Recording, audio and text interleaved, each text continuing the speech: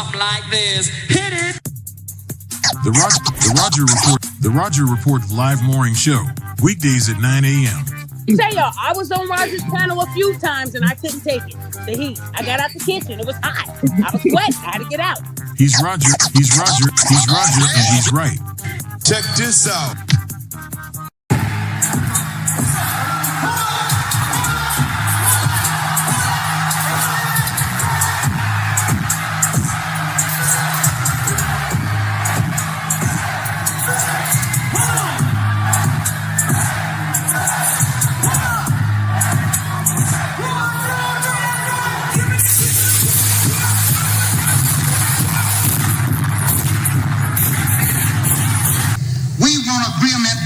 We can live or die.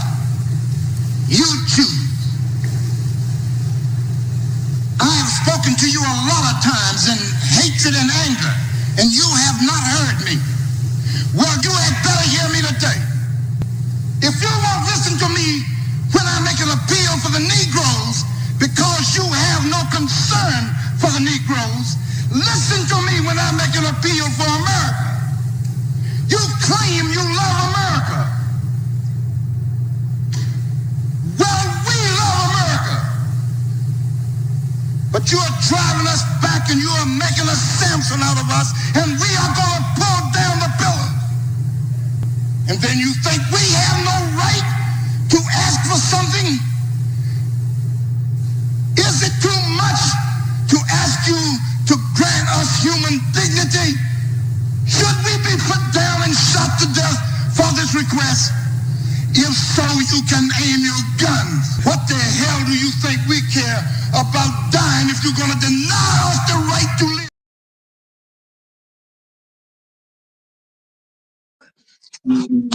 Good morning, folks, and welcome to another edition of the Roger Report Live, the best show on social media. If you are new to the channel, go ahead and take a moment out to hit that like button, because this is where you're going to find the best content on social media, and you don't have to worry about it because you're going to have me right here to make sure that happens. And if you've already been coming to the channel for a while, then go ahead, hit that like button, because you already know what time it is, and you know that this is where you're going to get the best content on social media. It's not a mystery to you at this point. You've seen other people do it. You even seen some people do it well. But what you have not seen is anyone do it quite the way I do it. So make sure you hit that like button. And everyone, yes, everyone, take a moment out to share the content, y'all. There are so many people who need to get great content like this. And it's just a small thing you can do to help the world be a better place. And isn't that what we want at the end of the day? Don't we want the world to be a better place? Of course we do. So share the content out. Share it through your social media. Share it through word of mouth, or even text someone's phone. But do what you got to do to help spread the word. All right, folks, today we have another interesting show, y'all. This is Sean Combs' The Reckoning. Okay, ultimate review. We gonna dig in every nook and cranny that anyone wants to go down, and this particular one, y'all. This is the ultimate review of Sean Combs' The Reckoning. I'm gonna say, well, matter of fact, we gonna hold on for a hot second. I ain't gonna even gonna say. Let me take care of standard business first, because this is a lot to get into with this one, y'all. It's a lot to get into with this one, because Lord have mercy. You know, it's like when I first started, I almost forgot what I was watching. It was a lot to get into in this particular episode. So before we go there, let me first take out a moment to say, you know what, y'all? I appreciate everybody who's been giving me consistent views on this channel. I really do appreciate that. Real talk. Shout out to all my regulars. You know, shout out to people who done came and poked their head and all that type of stuff. But shout out to all the regulars who know what's really going on over here at the Roger Report Live. Shout out to each and every one of y'all. I want to thank y'all for the views. I want to say shout out to everybody who's hit that like button, y'all. And remember, it doesn't make a difference when you hit them the quicker you hit it, the better. That's the only difference I guess you could make. The quicker you hit it, the better. Even if it's something that came out a while back, make sure you still hit those like buttons. It all helps with the algorithm. Shout out to everybody who's hyped me up. Do it every chance you get. Do it every chance you get. That's real talk, y'all. Help me build the biggest platform I have. We already the best. Let's make it the biggest. Okay, real talk. Shout out to everyone who leaves comments after the streams, though. Also make a great help. They're a great help to the algorithm. So shout out to everybody who does that. Appreciate you big time. Appreciate you big time.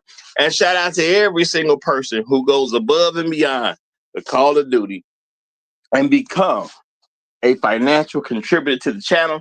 Y'all help me do things in a way that I just couldn't do it without you. So shout out to each and every one of y'all. And I want to say shout out to my main man, Blue Marvel. He is what we like to call the sponsor of today's stream. So shout out to Blue Marvel. He is Blue Marvel 9, I should say. He is the sponsor of today's stream. Appreciate you big time. Appreciate you big time. Thank you very much for what you do. All right. And let me give a couple shots to some of the first people to check in. It's always great that when you start a show, it's always great to see that you got people chiming in, letting it be known they're rocking with you right at the beginning. I know as many of y'all that just watch from the clouds, and I'm cool with that. And I appreciate y'all too. But it's always good, folks just say, hey, you know what? I'm in here with you. I'm in here with you. And y'all know how I go. For those who've been around, we like to have something around here called the Highlander of today's stream. So shout out to my main man, the Great Black Reset. He is the Highlander of today's stream. Shout out to my brother. Shout out to you. Great to have you in the building. Great to have you in the building. We got Bruce on Wayne in the building as well. Shout out to you, brother. Shout out to you.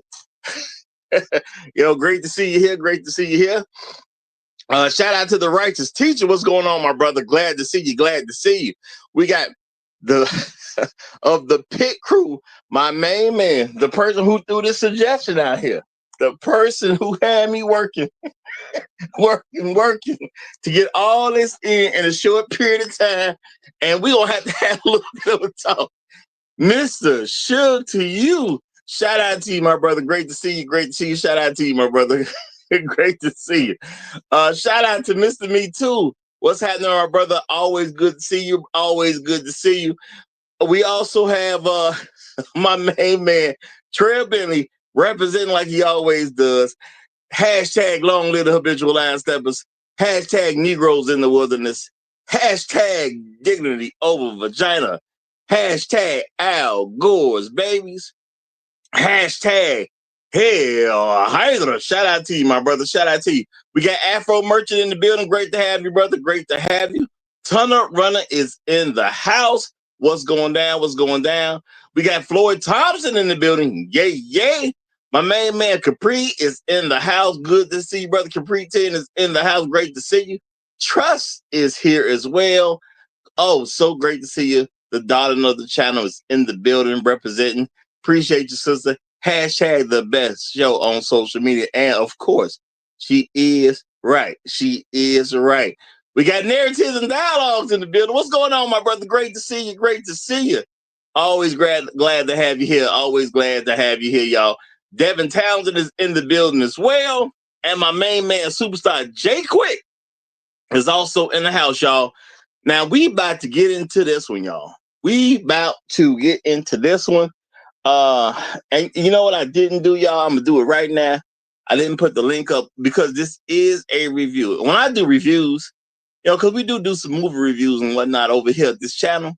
Usually we put them up as videos, and we're going to do a lot more of those real soon. I got the people with me already. So let me go ahead and get that link together right now so I can drop. So anybody who wants to come up can come up early. We ain't got to wait on this particular one. But Lord have mercy, y'all. Lord have mercy. Got to say, y'all, number one, before we get into this, okay, I got to do this, y'all, too. Before we get into that, I just want to take a quick little moment out. There's a lot of things that go on with black men in this country. Okay, a lot of good things that go on with black men. And there's a lot of good things that go on with black men that everybody act like don't really happen. It doesn't get much fanfare or anything like that. Okay. And I'm going to make sure that I continue to put reminders up so people will know, understand, and recognize all these different great things that's popping with black men. Okay. All these different great things that's popping off when it comes to black men. Because there's a lot of great things that pop off when it comes to black men. Okay. And,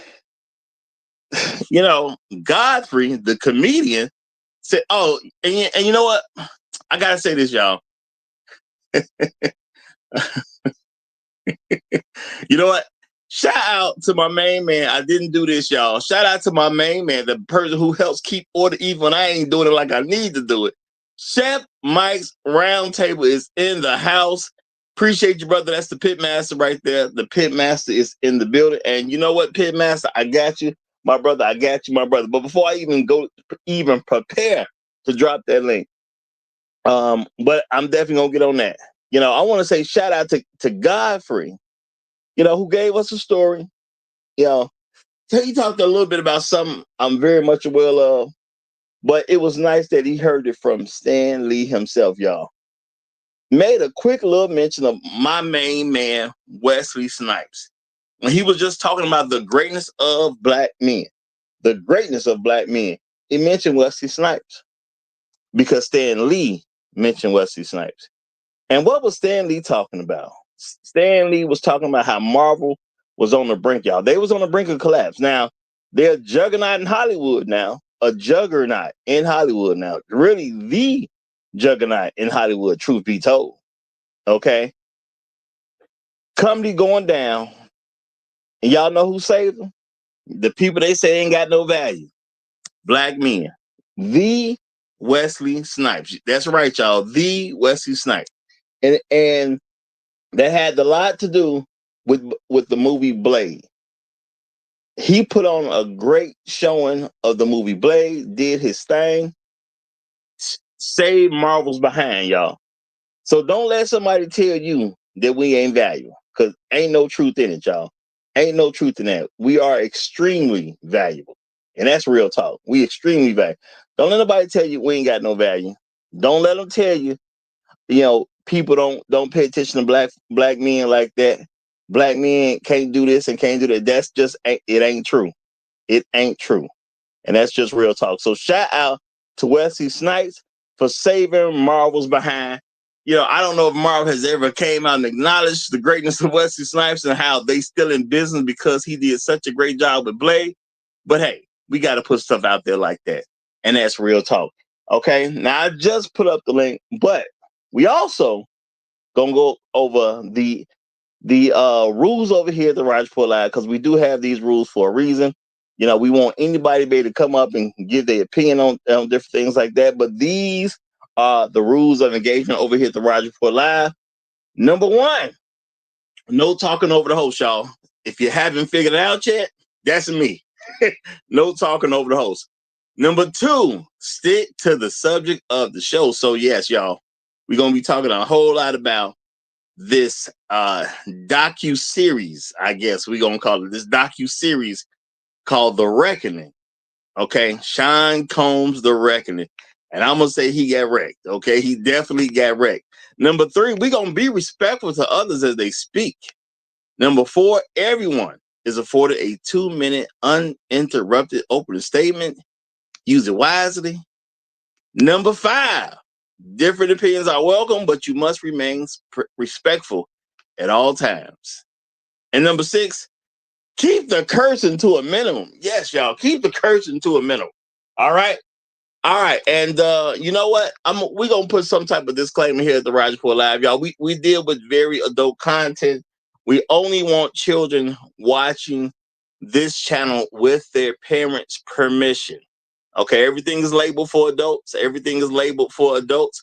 We only want children watching this, okay, with their parents' permission. Okay, I'm laughing at Afro Merchant. And you know, Afro Merchant, in today's time, you got to say stuff like that, because guess what? It's people that won't know. He said, you the host, Roger, never knew. You know what? As you jokingly said, it's sad to say, especially when things are being taught nowadays, it would be people some young folk that'll watch this, and you got to point it out to them. You got to point it out to them. Real talk. So shout out to you, brother. Shout out to you, y'all. It's gonna be one, y'all. It's gonna be one. All right. So I just put the link in the description. Well, pinned it at the top. So y'all are welcome. Y'all are welcome. This is Sean Combs, The Reckoning. Now, this is the ultimate review, y'all. And I got to say, man, I forgot for a moment what I was watching. Because you know what? I'm watching this, y'all. Okay? I see it unfolding. I'm 2 episodes in, really. Okay, I got 3 minutes and 7 seconds left on the second episode, right? And I get a call. I take a call. It's an important call. You know what I'm saying? Family. You know, I take an important call. Okay? And I'm talking to them. I'm saying, no, I got to get this whole thing in because, you know, we reviewing this tomorrow. I got to get this whole thing in. What's going on? We're dealing with a certain situation. Gave it a little bit of time because it's family. You know, family gonna be plugged, you know, gonna do a little more for family than other folks. And I'm like, no, this is different. They said, no, I don't plan on watching that. And we talking about something else, but they said, no, I don't plan on watching that. I said, man, I totally forgot what I was watching.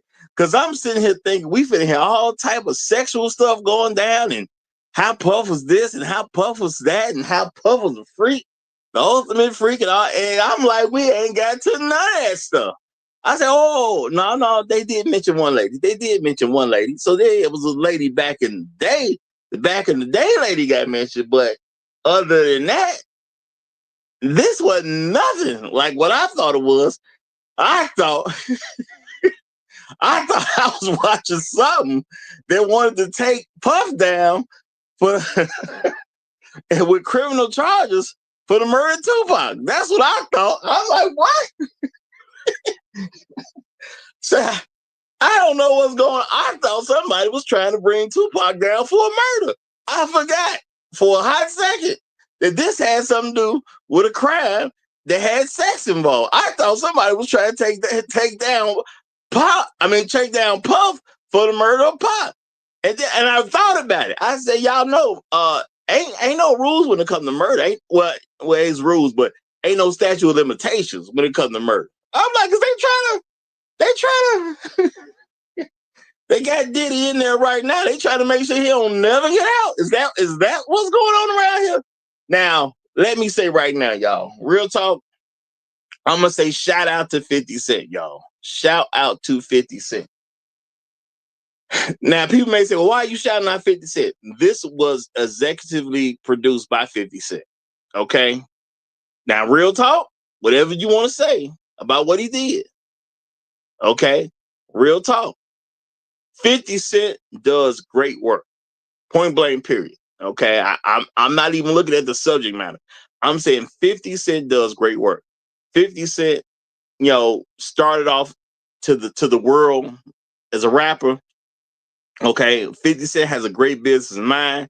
He's done a lot of things in television at this point. 50 Cent does fantastic work. Okay. And I'm just going to say the quality of what he put together here, regardless of what you feel about the subject matter, the quality of what he put together here, man, 50 does a fantastic job in all kinds of areas in life. You know, so I got to say shout out to 50 because people may not really pay attention, but 50 pushes excellence in a fantastic way. 50 pushes excellence. Okay. Now, Diddy got caught up in it, 50's excellence. But 50 does push excellence in all these different areas of life. A fantastic businessman. And I'm just going to say he's one not to be played with because 50, as y'all know, is petty. Okay? That's real talk. And 50 got time. You know, a lot of people say, man, you lucky I ain't got time for this. Or you caught me on the wrong day because I got time today. 50 always has time. Okay? I don't know what it is about 50. But he always got time. That's what it seemed like. I can't say what happened in that man world on a day-to-day basis, but it looked like 50 always got time. How big or how small, 50 gonna get it all. Real talk, y'all. No matter how big or how small, 50 go get it all. Now that's just a brother you just don't need as an enemy, man. You just don't. If you ever run into 50 in the street somewhere, just say, hey, shout out to you, 50. Can I take a picture with you, 50? Can I get an autograph, 50? Or just much respect and keep it moving. Don't become that man's enemy, y'all. Don't become that man's enemy. I don't know exactly what him and Puff did that made them have such a whatever kind of respect or lack of respect for each other. I don't know what truly set this off. But Lord have mercy, y'all. I'm sitting here. Whew. Well, first of all, let me say this, man. Shout out to Mr. Suge to you, because Mr. Suge to you did say he was the one that suggested that we do this, man. Look, man. Look, y'all. I do try to respect a lot of people's requests. There's a lot of people I do request. I do a lot of my own shows, but I do try to respect people's requests, y'all. Mr. Suge to you, for you and anybody else, when y'all suggest that I do something, man, let me know if it's like this, man. I thought I was gonna watch a documentary. Okay, some hour and a half, 2 hours long. No, probably no more than 2 hours. I ain't know I had to watch 4 hours, man. Y'all got to let me know. I ain't saying I wouldn't have done it, but you got to let me know if it's 4 hours long. You can't just do me like that, man. You can't just do me like that, man. You got to let me know it's this long, man. Let me know. Okay, when you say documentary, I'm thinking regular documentary, 2 hours max, we good, man. You got to let me know I got to sit down for 4 hours and take all this in, man. You wrong, Mr. Suge to you. You're wrong. Now me and you got beef, okay? me and you got beef. And I'm just saying right now, y'all, don't nobody else suggest me do nothing that take this kind of time without informing me that it take this kind of time. Because, I got the greatest show on social media. I couldn't have do it, y'all. So that means I had to lock in and watch the whole 4 hours, okay? I had to lock in and watch the whole 4 hours. I ain't going to do it like other folk, okay? I got to sit down and watch the whole 4 hours. But y'all got to let me know something like this, okay? Real talk, okay? But again, y'all, as I watched this documentary, like I said, I got interrupted by a call. And I forgot this was supposed to be about something sexual. Why? Because I got so focused on the details of what was going on around the murder of Tupac Shakur. I'm like, is 50 finna take this dude down? That's what I'm sitting there. Is 50 finna keep this dude in? Is that what's going on? Because y'all know he locked up right now. Said they gave him 50 months, y'all. 50 months. Okay. That's 48 months is 4 years plus 2 extra months. Okay. I'm like, dang, he trying to make sure he don't never get out? Is he trying to connect all the dots? Boy, much respect to 50. No matter what you think of, that man thorough, y'all. Y'all need to start making enemies of that guy. Whoever's doing that, y'all need to leave him alone. Real talk. Okay, y'all need, ain't no telling what that dude won't do. Leave 50 alone. I'm just saying, leave him alone. He ain't the one. Okay? Now, y'all, it was some ugly stuff brought out. Okay? Now, let me say this off Jump Street. Now, unfortunately, I've lost some channels, so we lost some footage. But let me say this off Jump Street. Okay? I understand a lot got shown in this docuseries. Okay? I understand we as the public got perspectives that we hadn't already been privy to. All right? Did they do Diddy wrong? I'm going to say yes. As far as what I know so far, they still did Diddy wrong. Because Diddy is locked up on trafficking right now. And according to all information I've seen, I've never seen anything or it was proven that Diddy trafficked anybody. Okay. This what we saw was not a court of law. We saw a docu-series that was well put together. Okay. We saw a docu-series that was well put together. But even in this, did I see anything where I could look at this and say they should have got Diddy on traffic? No. There was nothing offered in this where it justifies Diddy actually being legally incarcerated right now. Okay. Now, it gave some glimpses to some stuff that maybe they'll use later to legally incarcerate him for other things. But what he's incarcerated for right now, okay, in December of 2025, there was nothing there that led to him being incarcerated. I'm going to say that right now. Now, my thing is, get out your feelings. This ain't about how you feel about what he was with Cassie or anybody else. What they shown in this, and I'm not saying that any of this stuff was a lie. What I'm saying is it didn't show he did anything to be incarcerated over trafficking.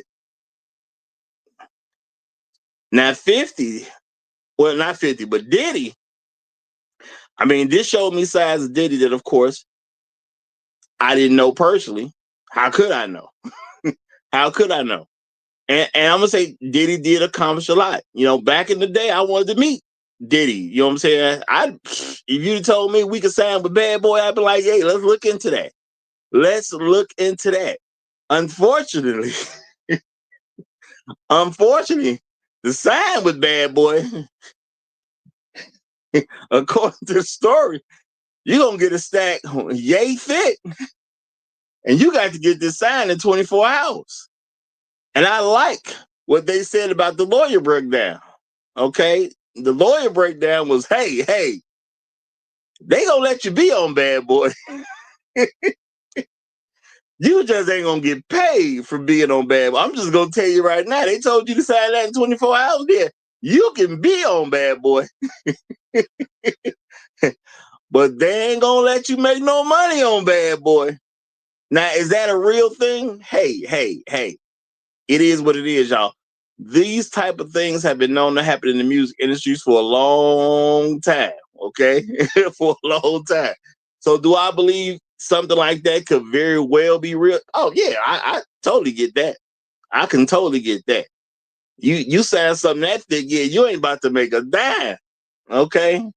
All your money is going to get recouped with something, okay? You ain't going to see nothing, okay? Now, I'm going to say, y'all, got to learn to do our people a little bit different than you do everybody else, man.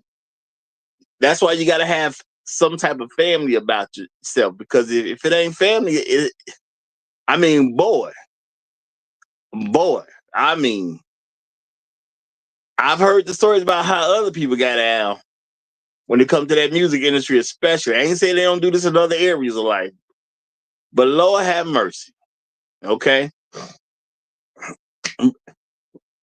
It sound like you signed with Diddy, you won't be able to buy a sandwich, man. You know? Lil Rod talking about he was promised all this, blah, blah, this, blah, blah, that. Then you get this separate promise of $29,000. You do an album with a person, $29,000. And he don't even get that. Now I got to say, come on now. Puff is out there running a race. You know, who got the most money? Who the biggest person in hip hop? Who talking that billionaire talk? Talking billionaire talk? And he can't get 29,000? Okay, he can't get 29,000. 29. He done did the whole album. He can't get 29,000. Lord have mercy, y'all. Boy, it wasn't nothing in here to help Diddy, y'all. I'm gonna just say that. Okay. Now I gotta put it out there. This is not coming from, at least as far as I know, this is not coming from an unbiased position. This is a person who chose to put out certain things that he wanted to have put out about Diddy. This was not like a news media source saying we represent, we're going to call it down the middle or something like that. Now, this 50, okay? This 50, y'all. 50, I respected somebody not to play with. That's real talk. I don't know why other people don't respect it, but 50 petty. I mean, yeah, 50 is petty. He done said it, okay? To my understanding, 50 done said he petty. And if he ain't said it, he sure done said it by his actions. That's for sure. Much respect to 50. That's just a dude I ain't gonna play with. It just is what it is. So, I mean, to dig up,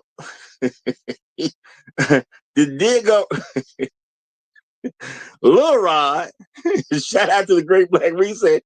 He said, Lil Rod, welcome to some big Rod. I mean, when a man say it's stuff that went on that I don't even want to mention, and that man also said, sometimes I wake up next to women, but sometimes I wake up next to him. I mean, it's saying it's a whole lot of Rod in that picture. That's what I'm gonna say. It's a whole lot of Rod in that picture. That's a heck of a way to say something. Okay, if you can't read between the lines, you can't read. It's that simple at the end of the day. If you can't read between those lines, you just can't read at all.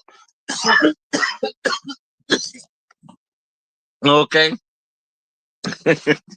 Shout out to Black Guru Strike. He say Lil Rod got his manhood taken from him and didn't even get a big payday for all of it. Man, Black Guru, when you put it that way, it sounds even worse, bro. It sounds even worse. All these different promises, okay? All these different promises. And the big one was $29,000, y'all. Now, I ain't saying that's no money. It's some people that work a whole year to get $29,000. Or very close to a whole year to get $29,000. I ain't saying that's nothing, okay? But Lord, to do all that, and you don't even get the $29,000, nor the other promises, that's a whole lot, man. That's a whole lot. You know, 29,000 and 29,000 is a lot to wake up next to a man. Okay, that's a lot. Excuse me, really, that's a little to wake up next to a man. That's not even a whole lot to wake up next to a man. And to not even get to 29,000, Lord have mercy. So y'all, 50, I'm gonna say, came to bury this man. That's what I'm saying, y'all. I don't know what other people done said. I'm sure a lot of folks done reviewed this or whatever, or reviews start popping over the weekend, I'm assuming. Lord have mercy. 50 came to wreck shop. I understand why it's called the reckoning. Okay? Because 50 wasn't playing with him. You know, to see Diddy, I mean, y'all, who gave 50 the footage, man? Diddy, right there. Being recorded by his own people. And we're watching the footage that Diddy had recorded for his personal use. Do y'all understand what that means? Okay, do y'all get that? We watching footage that Diddy had recorded for whatever use he wanted to use it for. And that's what we watching. We seeing Diddy on the line like, look, man. I ain't no referee. All I know is we losing. Y'all professionals, but we losing, man. We losing. Y'all get together and figure this thing out. Okay, y'all get together and figure this thing out. Now, I got to say, I was with him on that, y'all. I was with him on that. He talking to the professional. You know, we losing, okay? I don't know what y'all getting at the court of public opinion, but right now, I think we losing. And I need you professionals to get it together and get a win in there somehow. Okay, now, I don't know if they could have got him a win-win like he wanted a win-win. But Lord have mercy, I do remember he was losing. Okay, I'm going to definitely tell you that. Because, y'all, I'm going to remind folks of what turned me on to Diddy's story. It was the fact that I saw Diddy in the news for 6 months, and he wasn't even charged yet. Okay, so I knew they was just out to get this dude. Real talk. Okay, Black Guru Strikes is asking hard questions. He said, "How is it none of those dudes snuff Diddy out?" Hey man, Diddy obviously had great relationships with people. Okay, I guess whatever you really needed done, Diddy made something happen. That's all I can guess on this. Cause or y'all, you just got to come down to it and accept that. Now I'm gonna say Diddy was off in that white world a little bit too much. Okay, so he was bringing black people into that white world. But y'all know that's how I go in music. In the music industry, they do more than weed, y'all. I'm gonna say right now, once you get past weed, ain't no telling where you go. It just is what it is, y'all. Y'all can say what you want to say. Once you get past weed, ain't no telling where you go. I don't care what world you live in. Once you get past weed, ain't no telling where you're going. All right. So when they tell you, man, why don't you try this? It's time to walk away, man. I don't care what you're dealing in. I don't care what business you got. When they start offering you stuff beyond weed, it's time to rethink some things, y'all. It's probably time to step away. Real talk. It's probably time to step away. This is a different level of people at that point, y'all. It's a different level of people. Okay. All right. A crackhead once said, "I do crack because it take me to a whole other world." Okay, that's quoted from a crackhead. Okay, from a crackhead. All right. Oh, that take me to a whole other world. Look, man, once you get past weed, now I get it, y'all. They put it in the songs, Pop Somali and all that type of stuff. Pop a pill. I get it. I get it.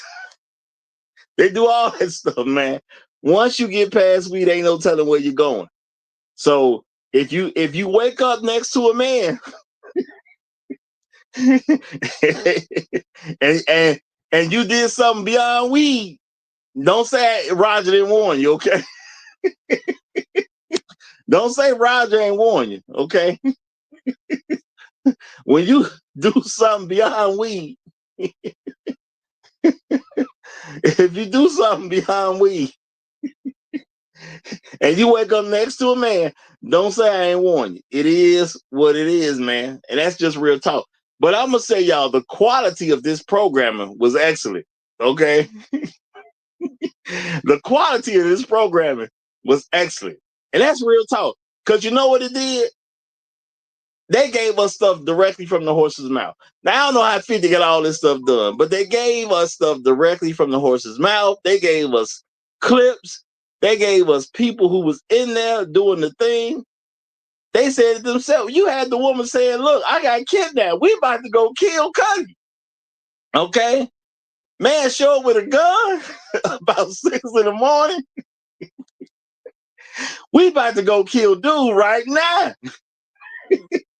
Now, I get it. The jury say they just couldn't accept her as the way she should have been accepted based on how she's telling the story.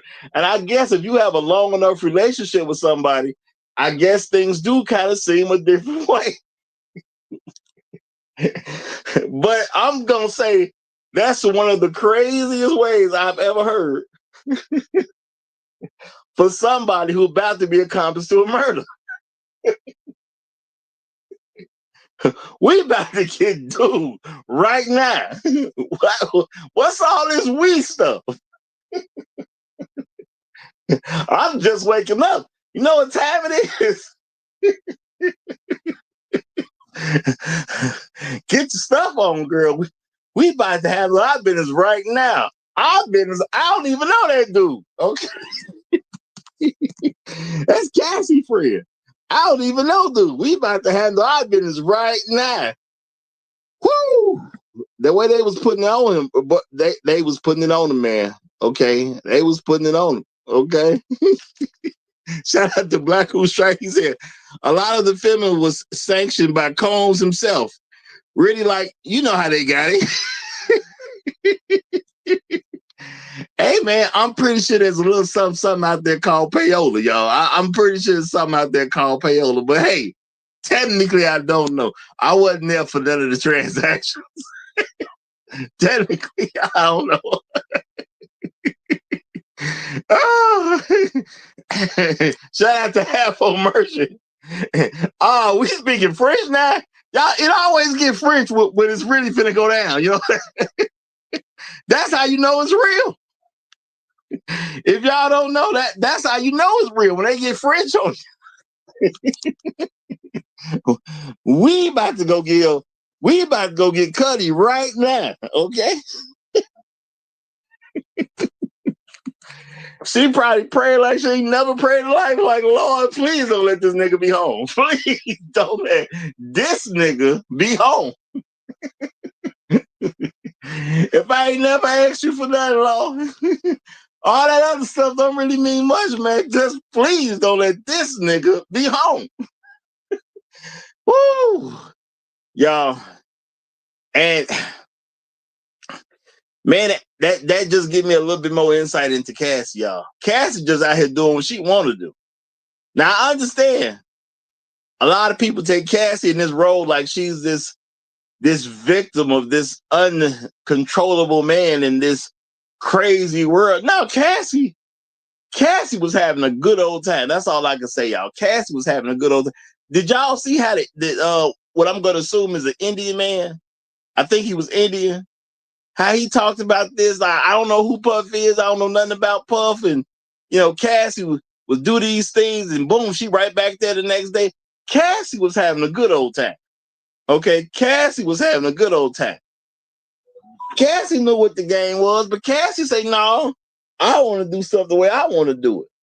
He want to have girlfriends. I'm going to get me a boyfriend too. Now, I don't know if Kid Cudi knew what he was signing up for. Because I'm pretty sure he didn't. I'm pretty sure Cassie did not tell him that she deals with Diddy and this is what it's going to be like. I'm pretty sure she didn't tell. No, she called herself rebelling. That's what it looked like to me. She called herself rebelling. Okay?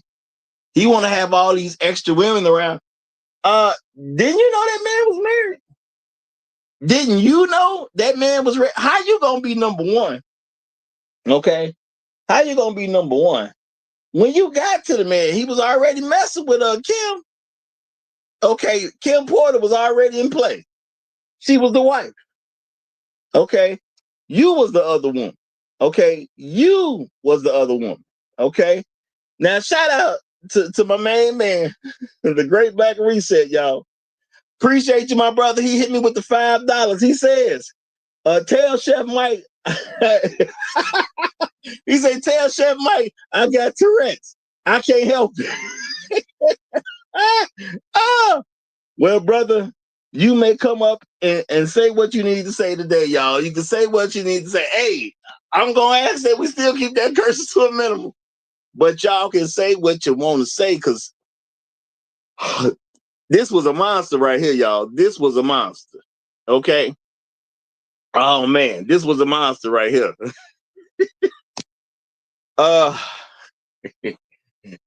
Now, again, y'all, I forgot at first that I was watching something that was supposed to be related to the sexual indecency that was going on with Cassie. I'm going to describe it like that. I forgot. And for a while there, I was watching the, and it was interesting too. Not that I ain't never seen it before, but I was watching Unsolved Murders. We tracked down Pac's killer. Unsolved Murders. We're going to show you how they got Biggie. That's what I was like, whoa. Okay, it really took a phone call for me to remember that this wasn't about the murder of Tupac. Okay? A lot of details was given. And I got to say, it was put together so well, y'all. This was put together so well. You didn't want to turn it off. You know a really good book they call a page turner. Okay. And the way they told you about documentaries when you was a kid, you would think they was all boring. No. This one right here, y'all. They put some glue in this one, y'all. I don't know how they did it, but they put some glue in this one. This is one of those documents. You ain't want to turn this one off. You ain't want to turn this off. Now, I don't know how they released this. Okay, I don't even know when this came out, truth be told. I never even looked at that. So I don't know if they dropped all these episodes in one day, or if this was a one day here, one episode, another day here, another. I don't even know. Okay, I got to assume they dropped all four of them out. But the way they did it, man, this was the right way to do it. Because if I had to watch a bunch of stuff in between this, I'd have been upset. Okay? They definitely had staying power, y'all. And that's what I'm saying. You got to give 50 his credit, man. You got to give 50 his credit. You watch this. You watch that first episode. Ain't nowhere in the world you ain't want to see the next episode right then. Ain't nowhere in the world. Okay? Shout out to Gary Miller. He said it came out last Wednesday. Hey, I'm not going to argue that because I have no idea when this came out. I ain't going to argue that. All I know is I wanted to see that next episode right now. That's all I knew. Okay, I watched that first episode. I needed that second episode right now. Okay, so if they stretch this out, I'd have been upset.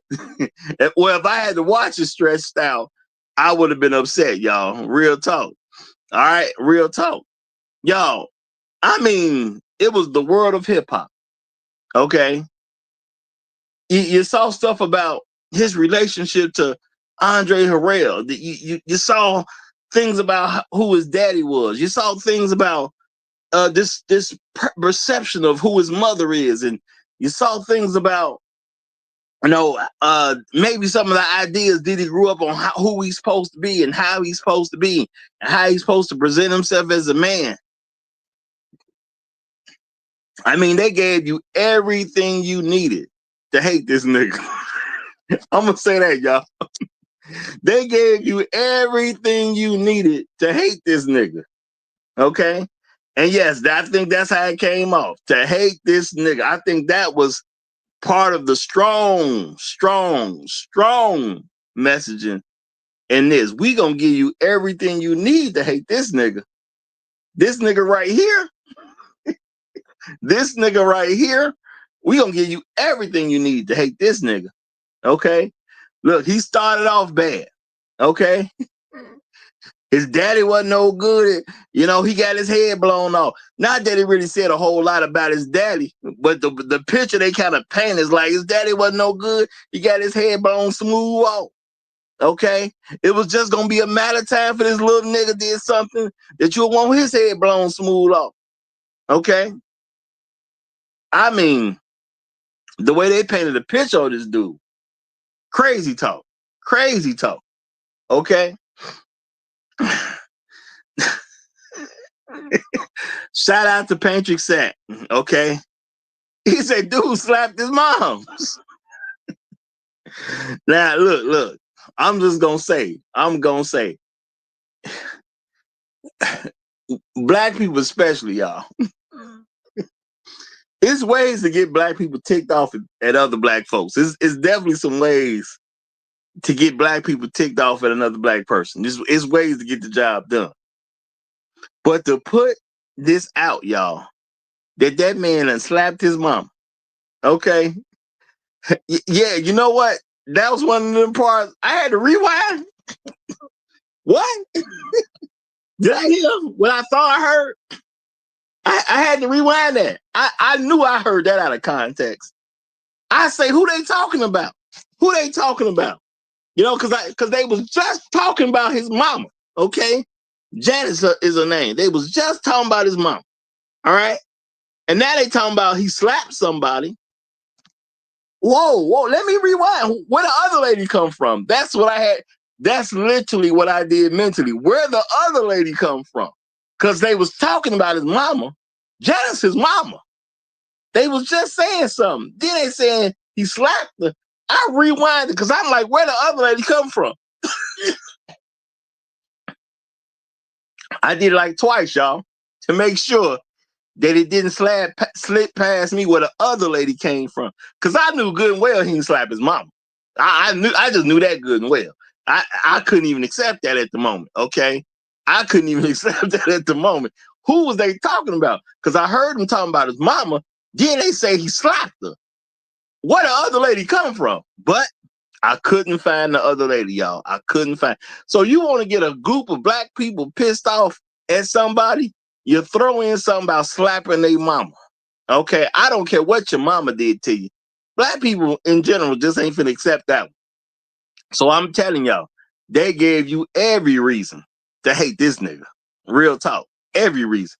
But Black Uru has come up, so Black Uru, it's a lot to deal with. It was 4 episodes of this madness. You may start wherever you like, sir. Go right ahead.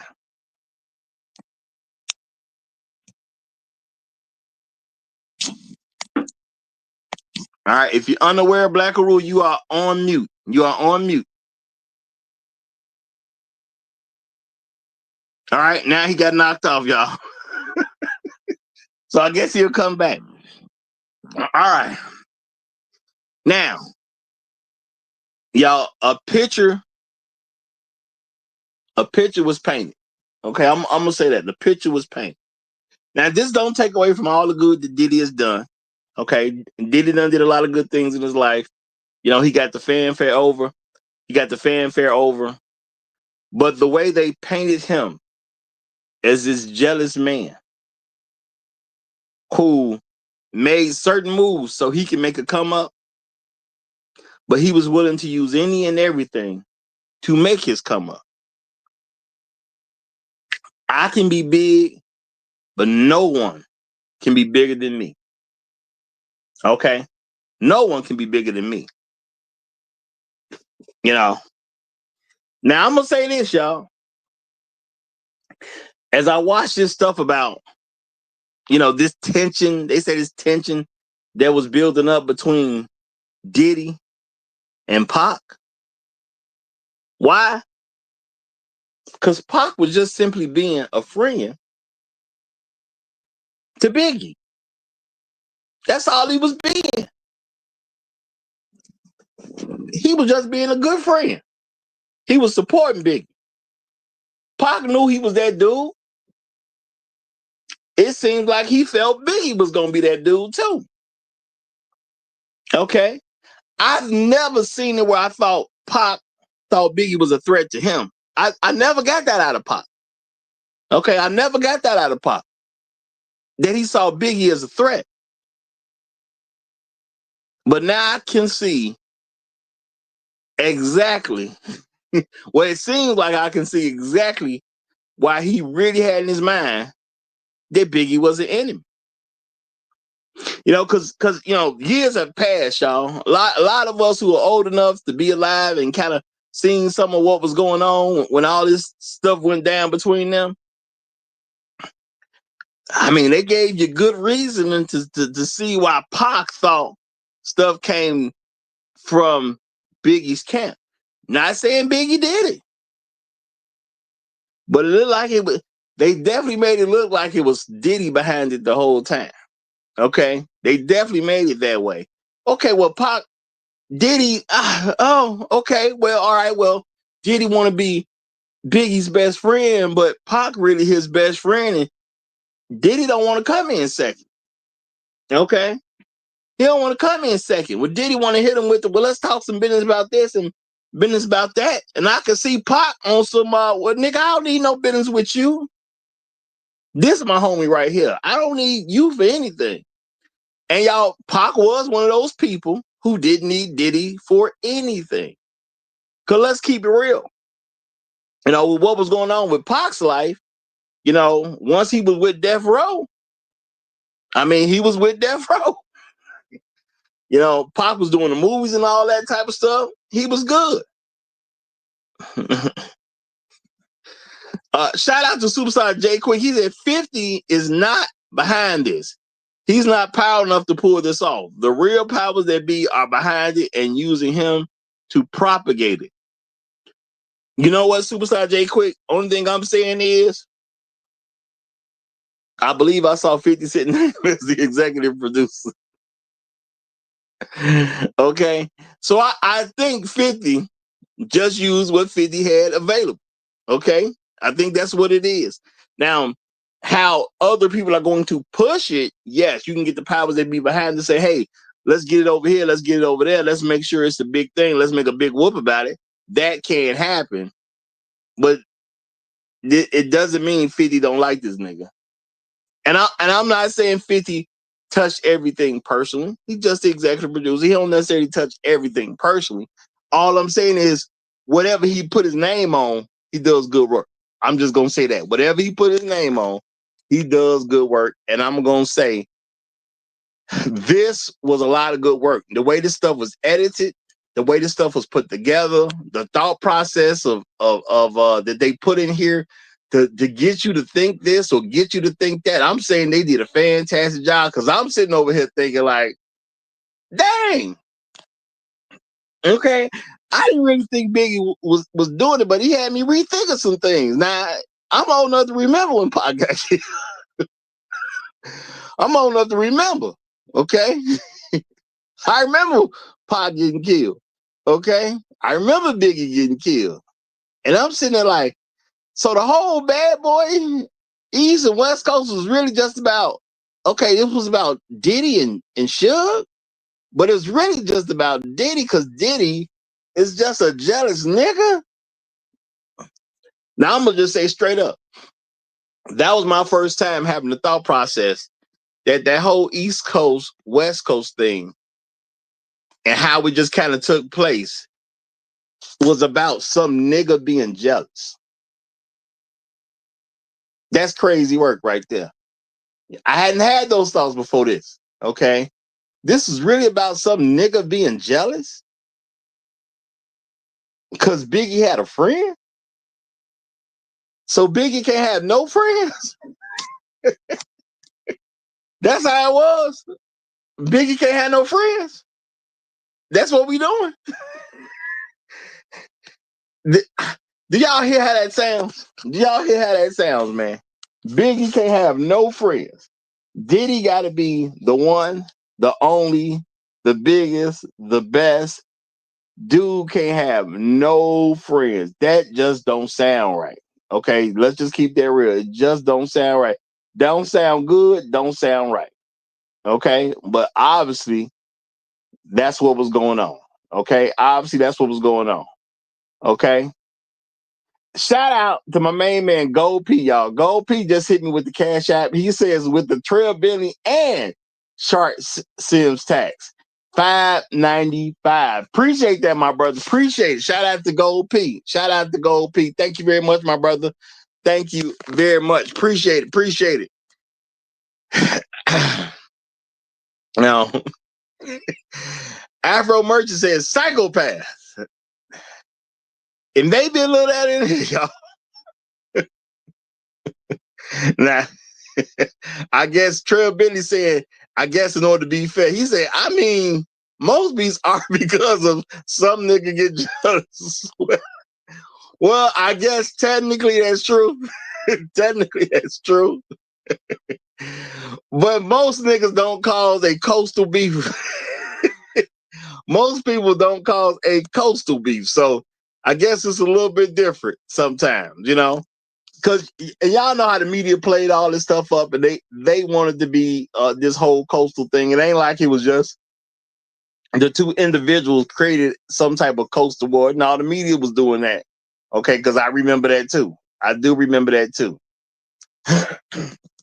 But I'm going to say, you know, with them first couple of episodes, I could hear the hurt because I don't remember the woman's name right offhand, but that first woman who said that Diddy, you know, sexually assaulted her.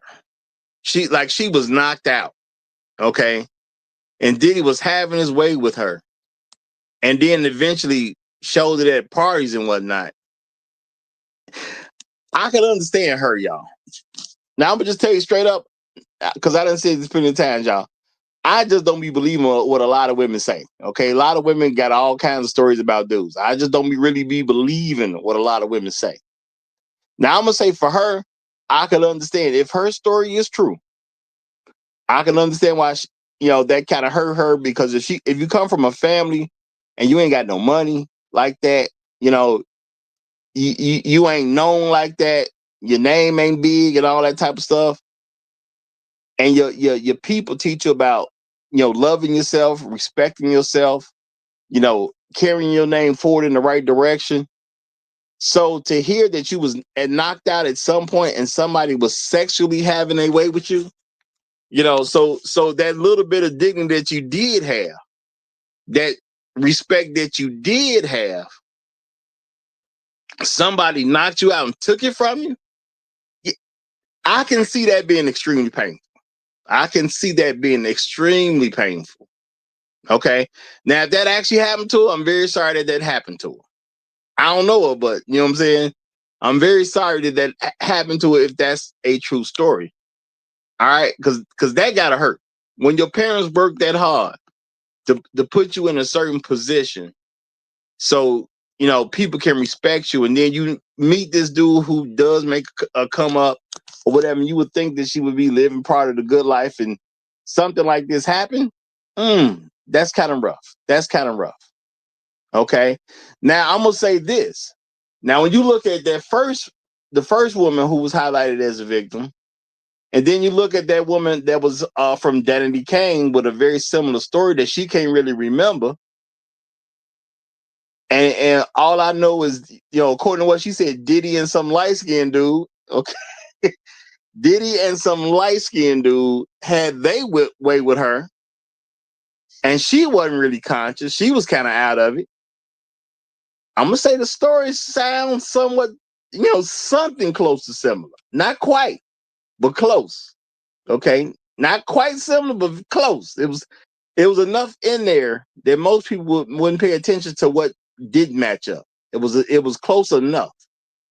Now that woman who let's keep it real, that's a white woman. Okay, that's a white woman. That white woman didn't want to deal with the fact that she may have been taken advantage of. Okay, she didn't want to deal with it, because if I say something in this case, they're gonna ask me to say something in these other cases, and then this thing is a part of my life. Okay, it's gonna be a huge part of my life, at least for a while, and that will be what I'm remembered by. I can understand a white woman saying something like that. That sounds like a white woman to me. I'm gonna put it like that. That sounds like a white woman. I can hear a white woman saying something like that. Okay, she gonna look out for herself and not worry about everybody else. I mean, if you think about white women historically, is that not a white woman's attitude? I mean, when a group of men goes out and kills, steals, and destroys other people who've done nothing to them at all, for you to sleep next to that white man, don't you got to think something like that? Don't you got to? Well, in order for me to get my spoils, I got to be cool with the white man going out to assault other women sexually. I got to be cool with my man going out to attack other men, in all kinds of ways. Okay. I got to be cool with my man going out to do bad deals with people so I can enjoy the fruits of his labor. So, her not wanting to deal with the weight of other people calling at some point, I hear it. I hear it. I can get it. Screw those people. I gotta look out for me. Yeah. Sound about real. Sound about real. But what was all this for? To give you a reason to hate this nigga. Okay? Because I'm gonna say, y'all, this was very slanted, definitely with the intentions of giving you a reason to hate this nigga. That might as well have, y'all seen that they was repeating certain phrases throughout the episodes. They might as well have put that at the bottom of the screen. We gonna give you a reason to hate this nigga. It might as well have been at the bottom of the screen with the other stuff. We gonna give you a reason to hate this nigga. Now, to hear about this tragic situation, y'all. What Diddy was putting together a celebrity basketball game, and it kind of got out of hand, and some folks lost their lives. We know at least 9 people died because of this event that he put together. And hindsight is 2020, wasn't properly secured the way it needed to be, and you hear 9 people died. I mean, that's tragic. That's very tragic. Now, I ain't gonna say where I heard it from, but I'm gonna tell you this: amongst white people, there is basically a saying that said, don't let a good tragedy go to waste." That's how Diddy got famous, according to what he said. That was the beginning of his fame, because he did something that white people are known to say behind the scenes. I say that I don't know if people really hear that white people say something like this, but there is a saying amongst them to say, don't let a good tragedy go to waste. So he went and pulled that white man move to start his own fame.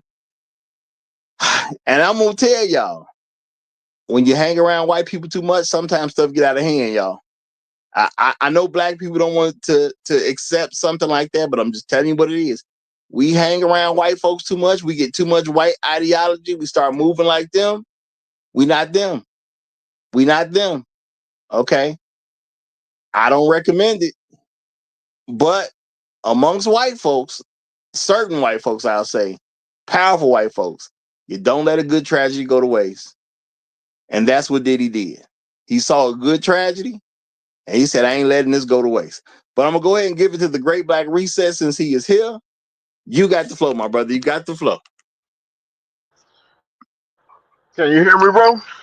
Here you fine and dandy, brother. Fine and dandy. All right, man. Man, this was a doozy, bro. This was a doozy. Um, Diddy. Okay, let me say this about Diddy. In his defense, I think 50 Cent did helping the world to hate Diddy. I'll say that in his defense. But Diddy did provide the footage for this to happen. People wondering how 50 Cent got this footage. Y'all ain't paying attention. Diddy didn't pay nobody. Everybody looking to get paid. 50 Cent said, hey, I pay you. He go the money right here. Well, here you go. This is how this happened. Man, now, in my opinion, this has no bearing on his trial. I wouldn't look at this and say he's any more or less guilty than what he was. This ain't got nothing to do with Cassie, so to speak, other than what was in the documentary. But man, Diddy's a monster, bro.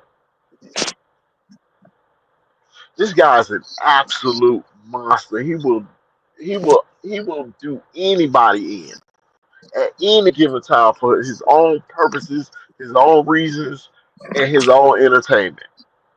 And here's the scary thing, and this is what people ain't gonna want to accept.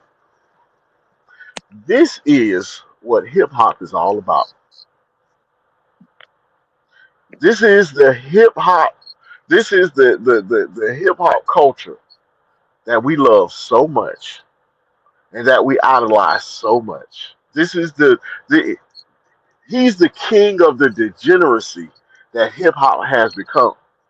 He just took all elements of it and brought it all together and just became this monster. Some people are doing something. Some people are doing drugs. Some people are stealing. Some people are doing illicit sexual behaviors and all. He just doing it all. He want it all. This dude is a monster, bro. What I got from this is why we need to get away from the hip hop community. This is why everybody that is defending this dude everybody's that's defending his behavior and trying to come up with these reasons of saying, oh, they just trying to take Diddy down. No, man, Diddy took Diddy down. $29,000 for a guy that produced you an album, and he woke up with a sore backside. I don't even understand why he went back to work. I don't get it. Ah, I'm disgusted. I'm disgusted. All right. I'm just. Go ahead, bro. I'm gonna say shout out to Afro Merchant. He says, Diddy a Rufus nice guy or just Rufus? Now I'm gonna say the requirement about being a ruthless nice guy, you're supposed to first of all be a nice guy. The ruthlessness is supposed to be reserved for when it makes sense to use it and it becomes necessary. Okay, Diddy ain't wait on nothing. Diddy, he left the nice guy part out. Okay, the ruthless was anytime he felt like it. Bro, you made your friend sign over his 25% cut of the business, man. There ain't nothing nice guy about that. How do you do that to your friend that you grew up with? I'm talking about, bro, they pulled out a picture from 1977 where y'all was kicking it together in front of the crib. Y'all at the crib as little kids. How do you do that to your homie? Okay, how you do that to your? I don't know nothing about no Rufus nice guy when it comes to Diddy. Now, that's a different type of story. Let's keep that real. We don't want to soil the Rufus nice guy with stuff like that. I saw the picture. It said at the bottom 1977. What was it? 11. I forget the address, but I saw the two dudes together. Okay, one a little older. That's what I'm thinking. He must be a little bit older than Diddy. But they go way back, way back. Yes, he owned 25% of the company, and you took his 25% back under the threat of getting beat down with a bat. Did you notice the pattern of behavior that 50 Cent was showing? He was showing the sexual proclivities, like with the woman from early in his life. That he showed that Diddy would watch like these pimps play these videos of sex with these girls and how he emulated that with somebody else. And then later on, and this was the beauty of it, with the same guy you talking about. Later on, he waits till later on to show in that clip that Diddy also sexually assaulted him. Just drop that little bomb right in there. Like, yeah, y'all figure that out. Bro, he didn't just take money from him. He took the manhood. This dude is a monster, bro. A monster. Now, I know me. Diddy was that guy back in the day. I wanted to be a rapper professionally. Okay. I would have been inclined to sign with Diddy because he was the man back in the day. He was the man. Me and Diddy, boy, we'd have ran into a problem. That's what I know. Now, we'd have ran into a problem. Now, I got somebody named Gary coming up. Gary, you got to hold for a minute. I got to get Gold P in. Once I let Gold P get in, I'm going to bring you up, okay? And let you speak your piece. But just hold fast. You ain't got to go nowhere. Just chill in the backstage for the moment, okay? Gold P, you got your 2-minute opening, my brother. Do you do? How you doing, brother? Man, what's happening? What's happening? What's happening? Everything happening. What's happening, man? Well, you guys know how I do, man. My first minute, I say hit that like button, support the channel. Share, subscribe, hit the Cash App, support the Roger Report. That's Cash App, $, the Roger Report. Support the channel. I mean, we over here. I mean, I know you guys don't like Roger. I don't either. But we over here. Hey, hit that like button. Now that's my first minute. My second minute is I'm just going to say this, man. I'm not saying Diddy is the greatest guy. All right, I'm not going to say that. But if I'm to look at things historically, man, people have been placing stuff on brothers for a long time, man. So it's kind of hard for. I mean, I'm not saying he's right, man. I'm not saying that. I'm just saying, man, if you want to put a brother in a position, accuse him. I'll leave it at that. That's it. That's it, brother. That's it. Okay. All right, y'all. Well, we're gonna get a flow to a new guest. We got Gary coming up. It's Gary first time here, so I'm gonna say welcome to the show. But I do cover the screen when we got first time guests. So nothing against you, Gary, but you got 2 minutes. Say what you like to say. We just got to see how y'all. I don't feel no bad vibes right now, though. So I think Gary gonna be good people. Hello. Yeah, Gary, we got you. This is my second time on here, Roger. Okay. Yeah. Well, my apologies. Sometimes. Well, welcome back, brother. Welcome back. Yeah, it's my second time. But you know what I noticed about that hit me with the doc is Diddy really enjoyed snatching other guys' chicks, and I think that was his main problem right there. And then when, like you stated earlier, with the Tupac situation, Tupac already knew that's what Diddy liked to do. He liked to swoop in and take other men's girls, and he got a kick out of it. So if you notice, when Pac got out of jail, that's the first thing he did. Flew out Faith, flew out Mary J. Blige, flew out Misa, flew out. He basically flew out all the chicks that Diddy took from other niggas, and he reversed it. And that's what pissed him off, because when you listen to people that was involved with Bad Boy, they say, yo, they were flying out all the chicks because Diddy wasn't paying them. And so they were flying those women out to Cali, splurging on them. And when they went back to New York, it was like, yo, them Cali niggas and Pac and all that, they treating us right. And that's what really caused the beef. You know what I'm saying? Well, I would say, man, I don't dispute you on that, because us Cali brothers move a certain way, man. You know, we strive to stay sucker free, and we okay, we strive to stay sucker free, man, off top. So we move a certain way out here. Now, as far as Diddy, I mean, he was on, he be on some different type stuff, man. And I'm listening to you, Roger. You said, hey, man, you would have rocked with Diddy, man, until he would have tried to get at some personal me and Diddy would have had problems. We'd have had problems because when I was got at certain personal things of yours, personal belongings, it would be a different conversation. I had issues with dudes for far less than what Diddy's being accused of. Right, so right? Me and Diddy would have had a problem. It would be a problem. I understood. Hey, man.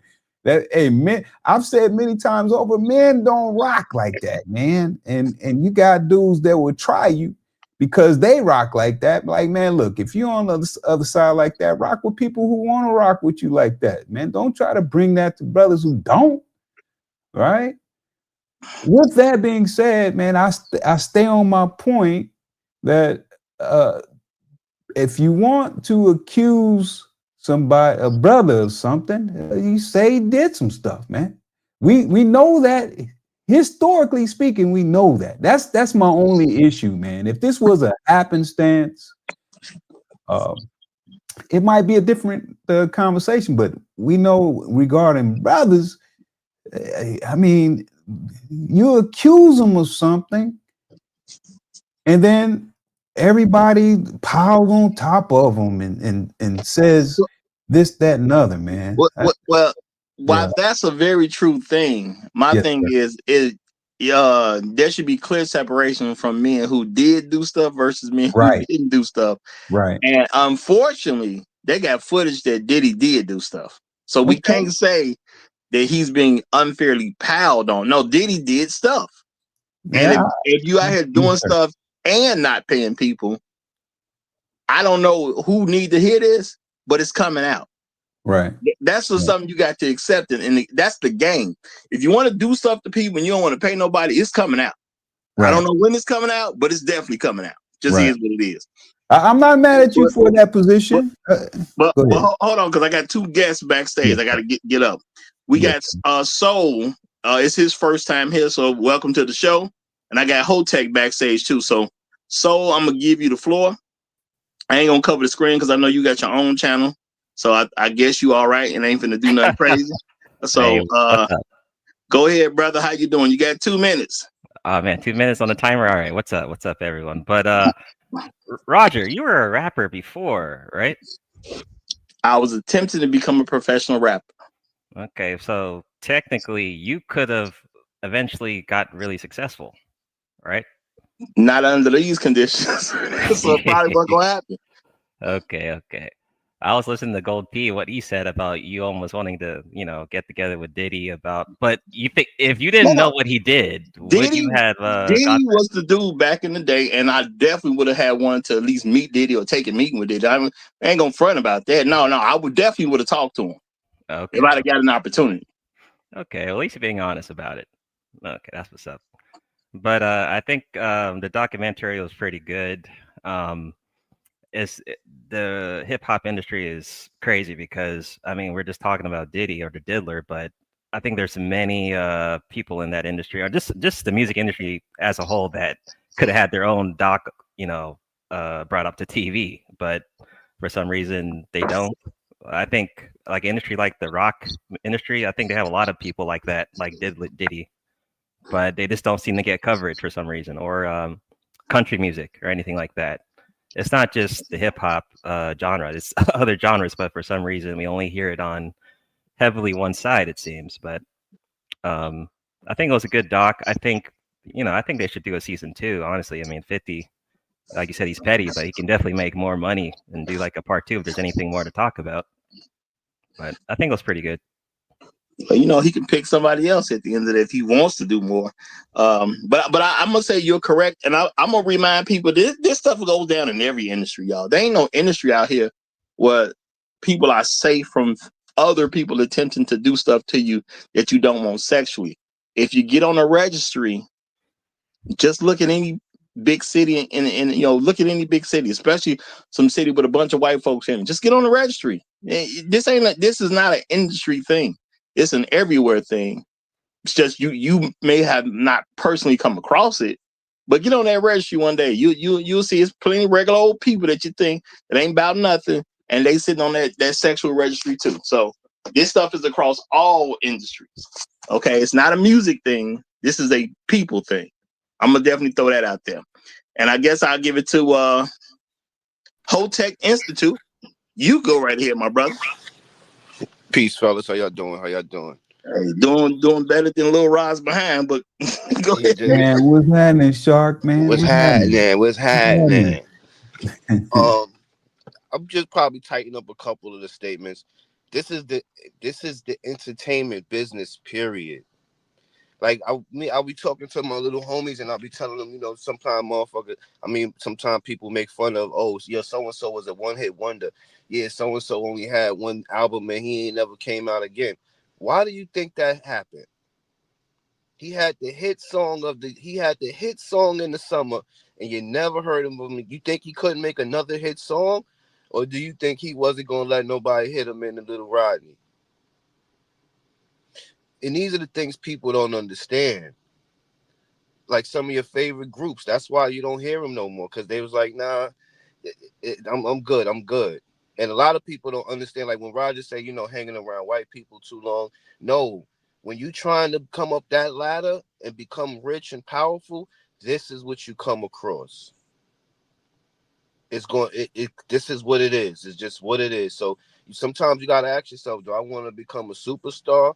Or would I just rather be a hood star? You know what I mean? A person that You know, people in the neighborhood know me, people in the country know me, but I'm not all over TV. But I could still pay my rent. I could still drive around in a nice car. I might not be on MTV, but people know me. You know what I mean? I could do a concert, 500 people come. I don't need 25,000. Because you can still survive in hip hop and doing music and stuff like that. You just don't got to be the biggest. You ain't got to be Chris Brown. You could be a regular, you know what I mean? So a lot of people, I've tried to tell a lot of the young kids, like, stop aspiring to be the biggest thing in America. Because when you get there, it's a lot of stuff that's going to come with it. And if you're not equipped, if you're not equipped to deal with it and play with it, then you're going to be back at home on the couch. Like, you know what I mean? So Diddy's a wild dude. The West Coast beef was a lot more deeper than just a little bit of jealousy. It was like bodies that dropped that made that whole thing get to where it really, really got to. But I'll pass it on to Uru because I don't want to do the Gold P. So I'll pass it on to Uru real quick. Appreciate you not being Gold P. Man, why you gotta be like that, man? I pay my tax on a regular basis, man. No, you did. He did. No, you good, brother. I just glad another brother ain't trying to be you. That's all. Everybody needs to be themselves. That's all I'm saying, brother. I pay my taxes, man. Gold P, you know you good, brother. You the best one here, brother. You the best one. You first in line, brother. Real talk. Why you holding Black Uru up, Rod? All right, let's get it for the Black Uru. Black Uru, you got it, my brother. And again, he's dropped. So I'm gonna assume he must be on the phone. Somebody must be called. All right. Well, can I say something about the Aubrey chick though? Hey, the floor is open now. The floor is open. Go ahead. I really can't fault her. Like you were saying, she was doing the typical white lady thing. If you listen to what she said, she was like, first of all, I don't even want to relive it. I don't even remember it. And the girl, she's like, she don't even know who the girl is that said that she saw her, right? And then she was like, if I do find out that the girl is lying, now I gotta go after her for slander, and that'll mess up all the other cases that's on the table. Because it, like at the end of every episode, it was like there's 77 cases still pending. You know what I mean? So you don't want to really mess those up by discrediting somebody. And now he got the opportunity. But like, you see, a whole bunch of this stuff is just lies. You know what I mean? And maybe he just have to pay out people that he owed money to that really got invoices, but everything else he could be able to brush under the table. You know what I mean? So I felt it took me 2 times to watch it to feel where she was coming from. Because at first I was like, "Come on, shorty," but then I was like, "All right, I see what you're trying to play chess." So I'll give you some grace for at least thinking that far ahead. Hey, man, I want to say, Chef said, real quick. Because we got Gary here is new. Gary, now when someone's not giving an open statement, because I don't know how long you've been watching the channel, you free to speak up and throw stuff in. We just want to make sure everybody gets a chance to speak when they come here. So when it's a panel like this and everybody done said something, you free to chime in when you want to chime in. So go ahead, Gold P. I just want him to know he don't have to wait to chime in if he wants to. That's all. When the floor is open, throw something in. I was going to say, Chef said, see, everything was going just fine. See, then you until you guys decided to go at me, man, throw that work at me. Gold P, you a star here. I don't know why you think people I ain't a star, man. I ain't a star, man. I'm small time. I don't need nobody putting me in the stardom, man. I don't need that. Brother, we work hard to give you a reason to come up to the panel. Nah, man. I don't want nobody making the documentary. You know what?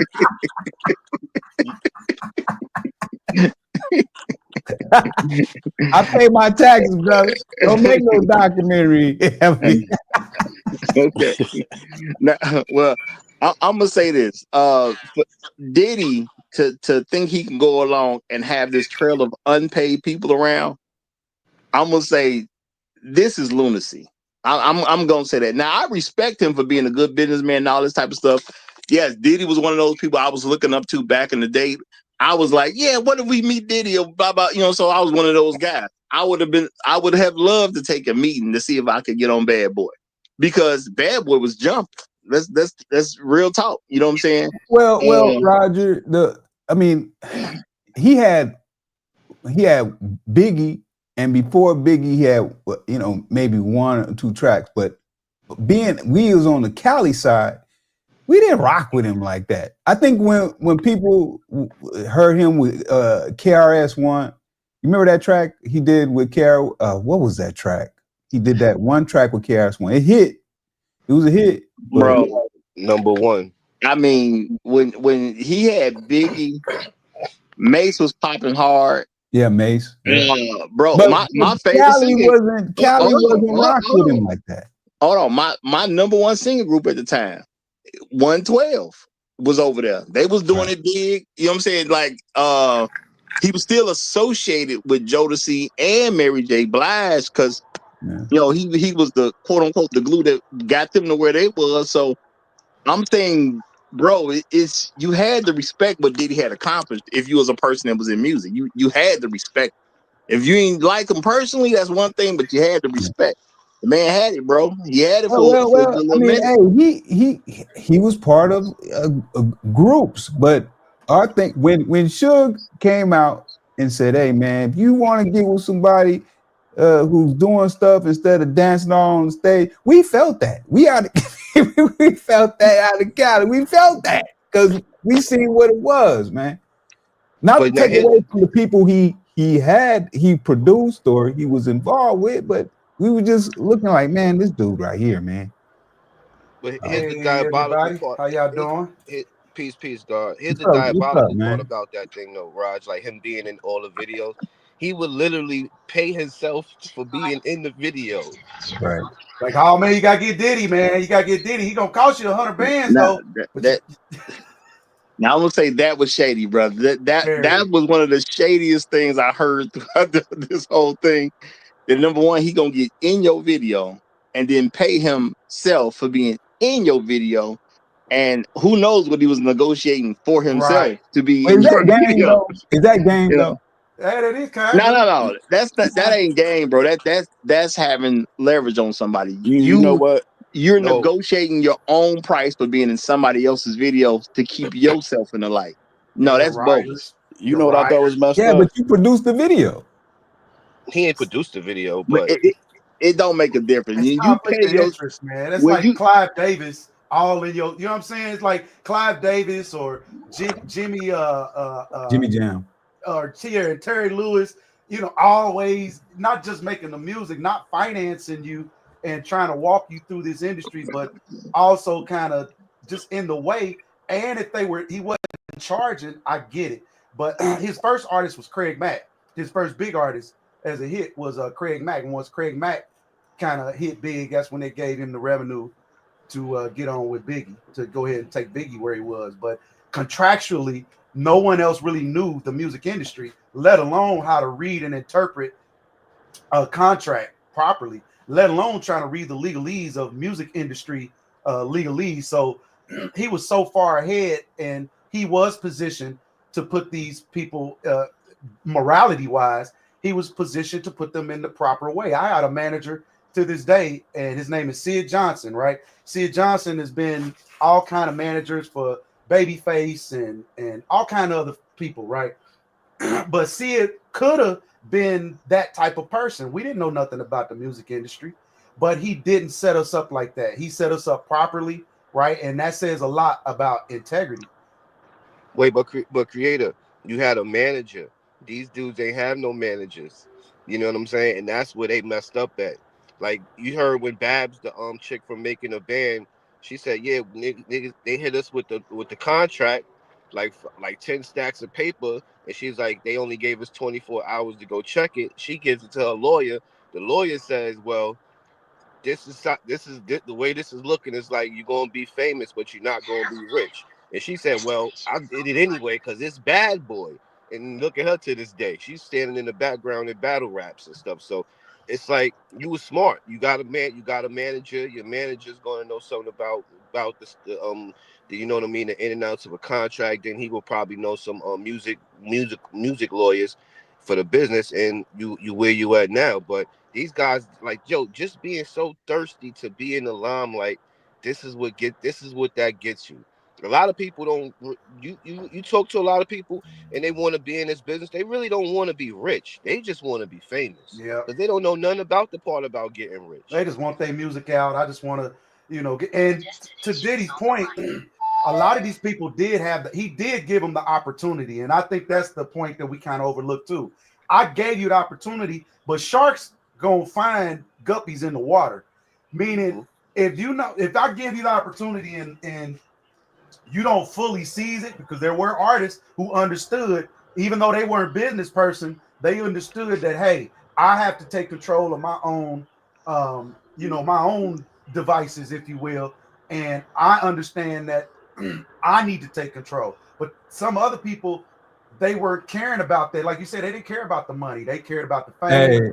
He's flying them here and they partying, and that overrode, and he's charging them for all of this. Creator. Yeah. Creator, you being disrespectful, brother.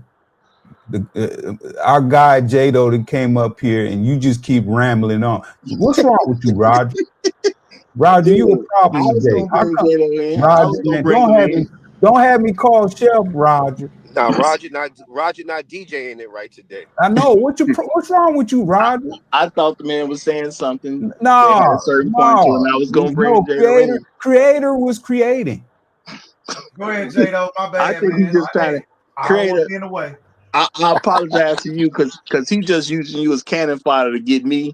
You know what I'm saying? Because they ain't brought in Jado yet. Okay, so hey man, I like Jado. I like Jado. Jado, we gonna give you the mic right now because obviously Go P one of your problems today. So go ahead, Jado. We like Jado.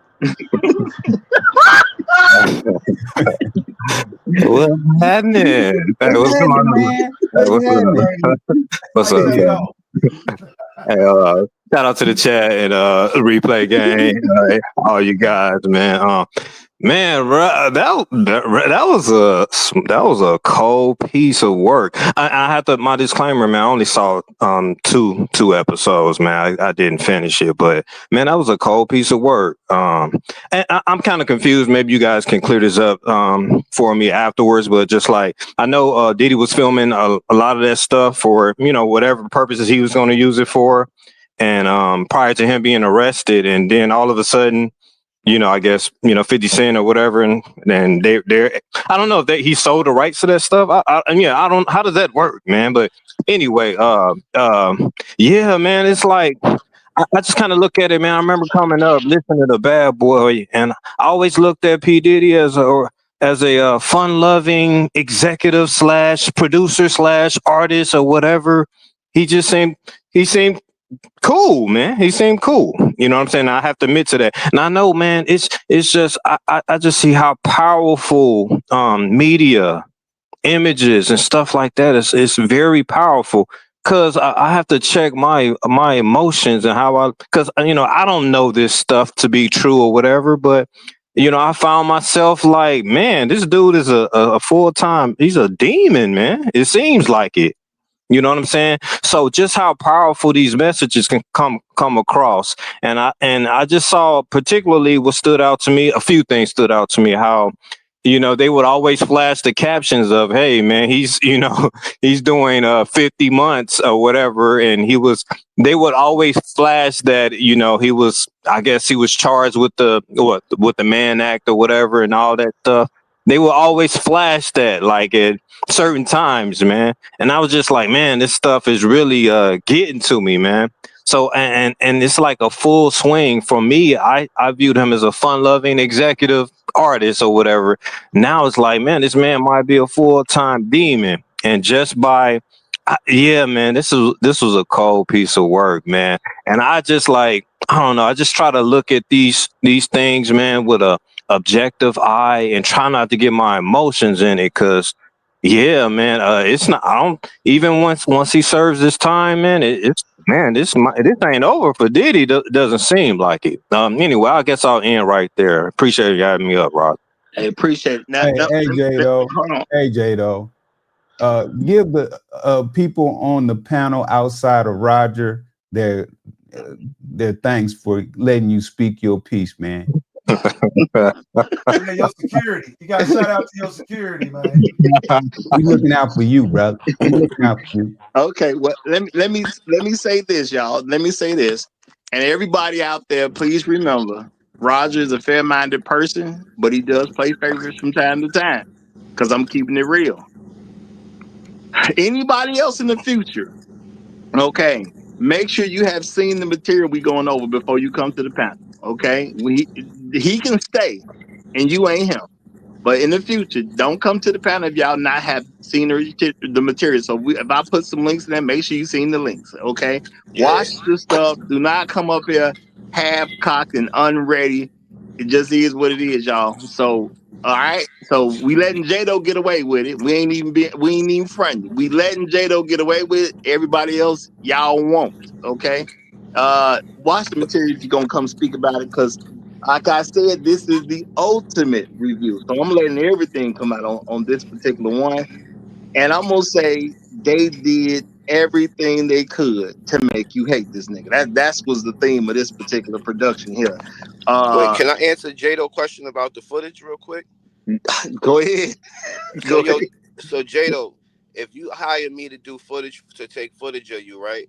And I do like 48 hours of footage for you, and I send you the invoice, and you don't pay me for the footage, it's now my footage, and I'm deemed to be able to do whatever I want to do with the footage. So Puff Daddy didn't pay them people for the footage that they took of him.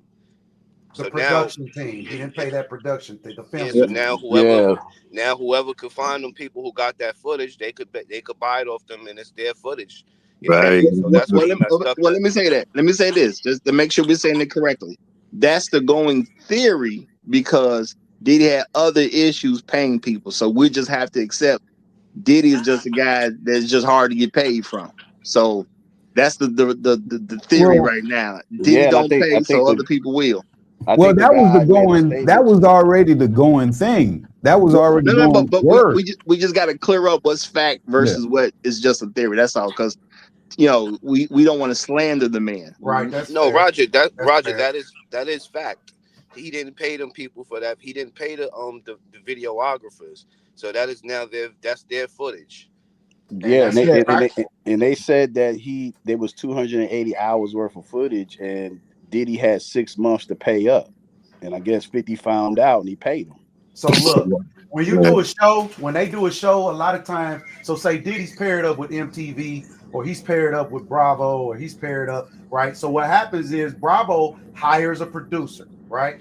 That producer, or the executive producer, hires a producer, and that producer is now charged with putting the show together, and they have a budget. So say the show is in Indiana, right? They're going to hire a film crew in Indiana that's got all the top flight stuff that they need, right? And the deal is that you send us that master. Well, guess who's the master was Diddy. He's the man on top.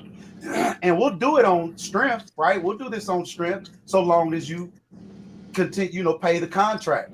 And that's what happened. A lot of these film companies, they just the company. And we hire these outside film crews who have all the material, all the right cameras that you need to make happen the level of production that you want. And then, like you said, when they invoice you, right, you send that money. Sometimes it'll be what we call a net 30, net 60, net 90, right? Net 120, depending on whatever it is. So I say, hey, I'm going to give you 120 days to pay me. You don't have to pay me nothing right now. I'm going to invoice you, and you have 120 days to pay me. If in 120 days you do not pay me, right, I'm going to do everything that we said we're going to do in this footage. Ultimately, we just want to get our money back. We want to get our time back. Well, my thing is, I'm not arguing the process. I'm arguing what we know 100% for sure versus what we don't know 100% for sure. Because they didn't say in the documentary that he refused to pay for the footage. They didn't actually make that claim in the documentary. So I'm just saying that's a reasonable assumption to make. But I do want to make it clear that that's the assumption we're making based on the fact that the footage was obtained. Roger, there is something going around saying that now again, I don't know if it's AI, but it is saying that there was an auction or whatnot, and 50 was no. I'm just saying it wasn't in that we reviewing the documentary. It was not stated in the documentary if Diddy didn't pay. So Yeah. these are the assumptions that we're making because the documentary did not say that. All I'm saying is what the documentary didn't tell us. This is what we're assuming because the documentary did not tell us this particular thing. Well, That's just for legal purposes. That's well, all. the documentary did say he ain't paid Little Rod for that booty hole. And I'm saying based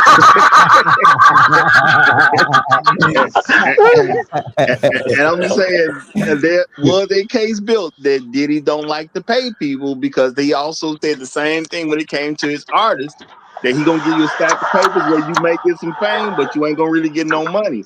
Well, that's They what said happened with Craig Mack. hold on, but they said he shuffled money around in the company. So you know the gentleman that started Bad Boy with him said he'll shuffle the monies around so much that you never end up getting paid. So there was something in here that showed that there's a pattern of behavior of not getting paid when it comes to Diddy. So once you see that as a pattern of behavior, it's reasonable to assume that he didn't pay the people who recorded the footage. It's a reasonable assumption at this point.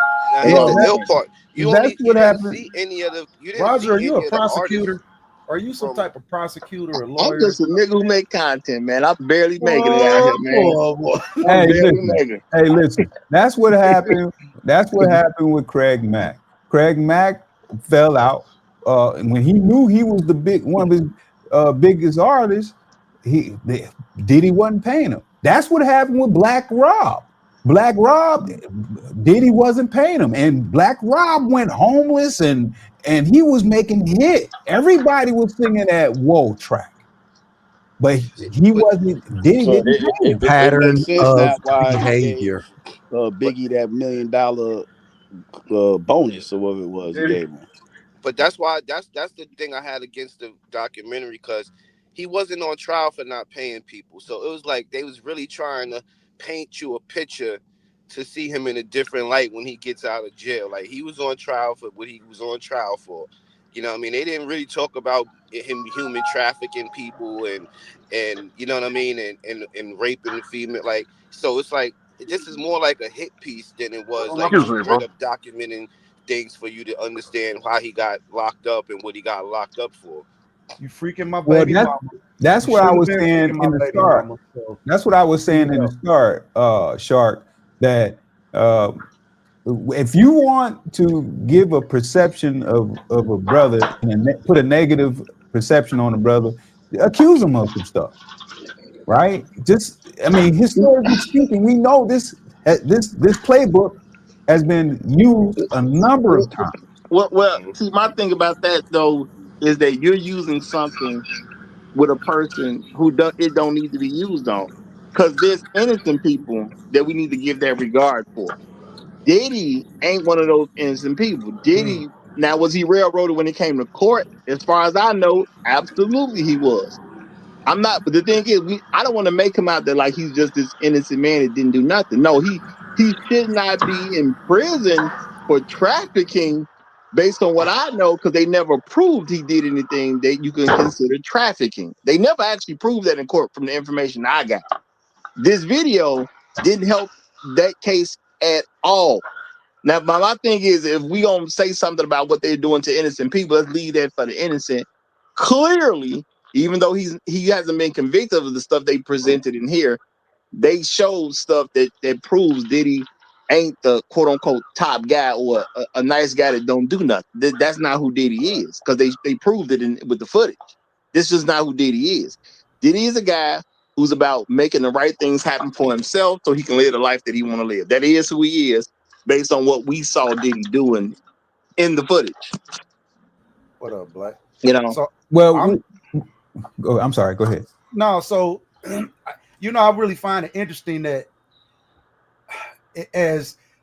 Diddy was at the top, at the pinnacle, at the apex of music industry. You could almost say he was the industry, right? And for him to not really take anybody with him, right? He's strictly focused on himself, because I'm sure he could mention some names to get himself to get some leniency. But at this point, man, I got to stay the man is, again, I could be wrong, but so far he's kind of staying solid on accepting what we call accountability. He may not have came out with it, admitted it at the time, but right now, he's just kind of accepting it for himself.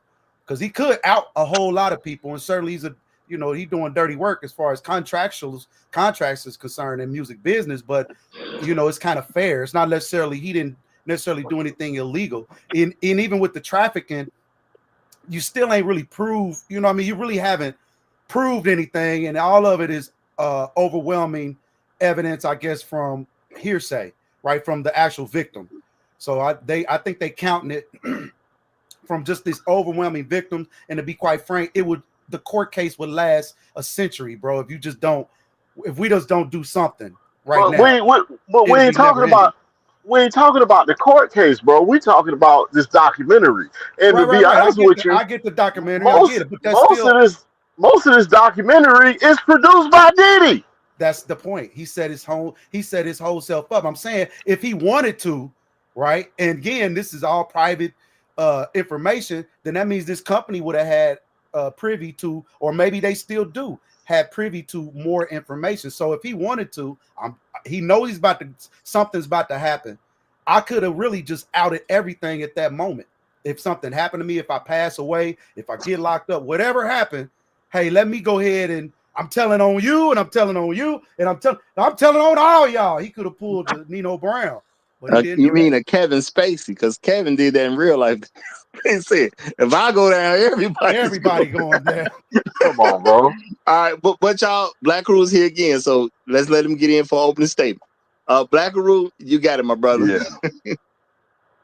Do you hear me? Real talk. Gary, appreciate you coming up. I'm gonna say spell the name right, brother. Spell the name right. I'll let you up. You could have said whatever you want, and then you're gonna disrespect me by misspelling my name. That's cold-blooded, Gary. That's cold-blooded. You welcome to come back anytime, but that's cold-blooded to misspell my name. I thought I'd let you come up here and speak your piece. I'm just saying, brother. I thought we was cool. Gary don't like you, Roger. Gary don't like you, Roger. Hey, appreciate it, Gary. Appreciate it. Okay, hey, my we bad. don't like him either, Gary. We don't like him either, Gary. Go ahead, Black Rule. We ain't worried about Gold P right now. Go ahead, Black Rule.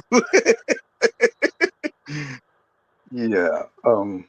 Thanks for having me, Roger. I hope I'm coming in clear. If not, let me know. Yes, sir. You are. You are. Possible. Wow. I felt a lot of different emotions watching that documentary. Seemed to be pretty well done. Some of the details, seem a little iffy, particularly with respect to Tupac. The whole Tupac thing. The Tupac thing has become its own pocket of the multiverse. Where there are like so many different theories and whatever. It's getting a little convoluted in that regard, but I thought it was well done. I came away feeling very sad as I watched that documentary. I'm older than you guys, so I have some sort of distance from it that maybe you younger folks who were really sort of immersed in that particular era, I guess, of P. Diddy. I kind of come before that.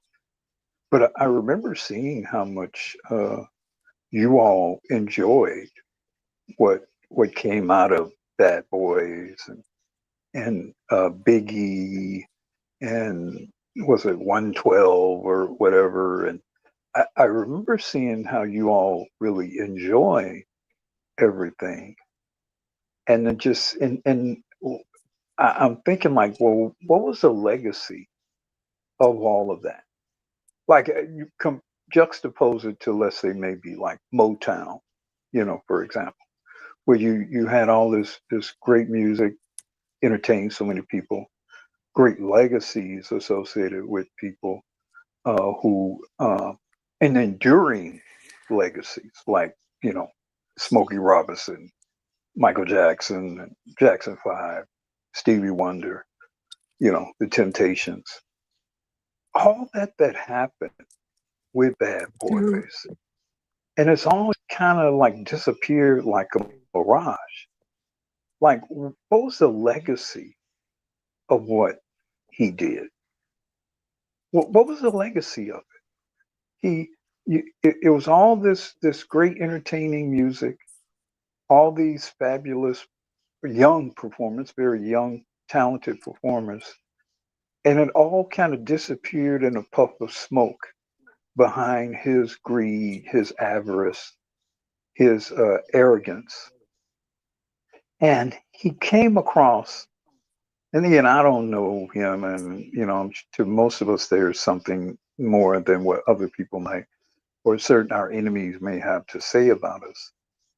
But he came across as being a very small man for all of what he did, for all of his wealth, for all of his fame.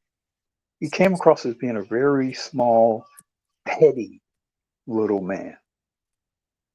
And like I said, that's where all that investment, all that energy, all that talent, what came of it?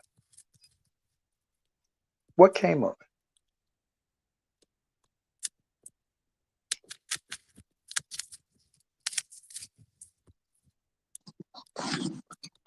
I'm gonna say he left a big hole. To amass that level of fame, fortune, the man said himself, that's where Bad Boy used to stand. It's gone now. I mean, the money he spent so far through all these legal situations, because when he gets out of prison,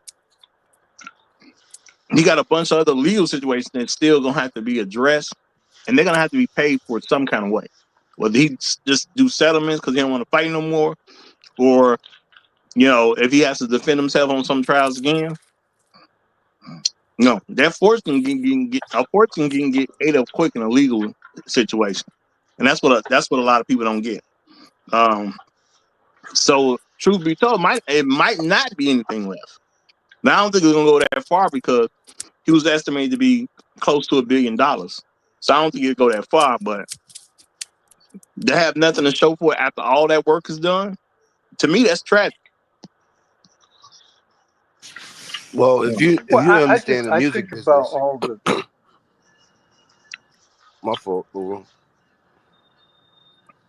I mean, I just think about all the look. I don't really care if he loses everything. He probably does deserve to lose everything because I have to ask.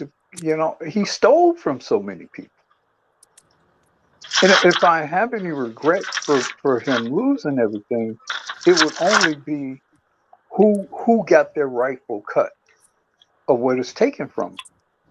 When I think about what happened to Craig Mack and those guys, I mean, they ended up with nothing.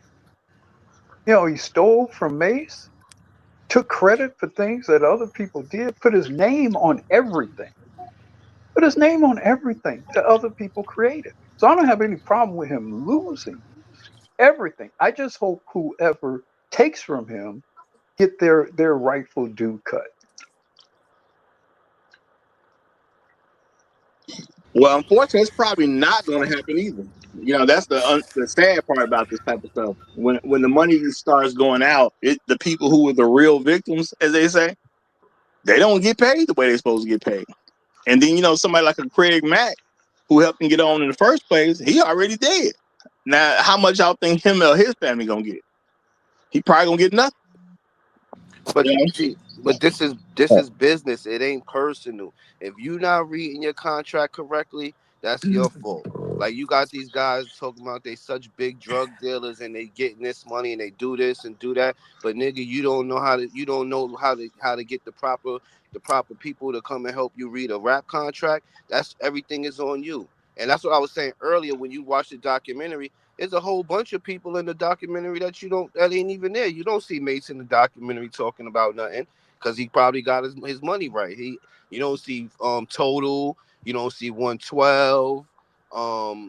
It's a lot of people. You know what I I mean? want you to tell Lil Rod it ain't personal. Little Rod should have, like I said, Little Rod didn't get his paperwork right. People be so star studded and so thirsty for the fame that they forget it's supposed to be some money coming with it. No. You are 100% correct that you got to have your paperwork right. Now I'm gonna say this: there's a lot of little slick moves that people play because that guy Ryan Leslie, who was with Cassie in the first place before Cassie got that 10 album deal. Y'all notice how he was in the documentary, then he wasn't. Okay, he was at the table, then he wasn't. That was his artist, then it wasn't. So when you are too thirsty, you make some poor choices, and people got to be real about that. You know. Now Cassie, I did recognize a song they said was Cassie's song. I did recognize that one song. I have no clue who Cassie is, other than this young lady who was in all type of sexually interesting situations with Diddy. Outside of that, I don't know who Cassie is. And that's just real talk. I don't know nothing about her career. Like I said, I recognize one song that they played through this docuseries that that was her song. But I still don't know Cassie outside of her just being this sexual deviant person. Yes, I'm not saying she a victim. This sexual deviant person that was involved with Diddy. Because that's what I know Cassie is. She's a sexual deviant. That's why she was with Diddy for so long. Wait, but why would you call her sexual deviant? She's just a freak. She wasn't doing anything bad to anybody sexually. Well, she's just as sexually deviant as Diddy is. No, Diddy's sexually harassing people. She was just getting nasty. So I would say Diddy's a sexual deviant. Like Little Ross said, I wake up sometimes next to girls, then sometimes I wake up next to Diddy. You know what? Body hurting. I can rock with that. I can rock with that. I can definitely concede on that point. She was a crazy freak too. I just say that. She's just some crazy freak. Yeah, because at the whole institute we don't teach sexual deviancy. Okay. She was like she was our first graduate.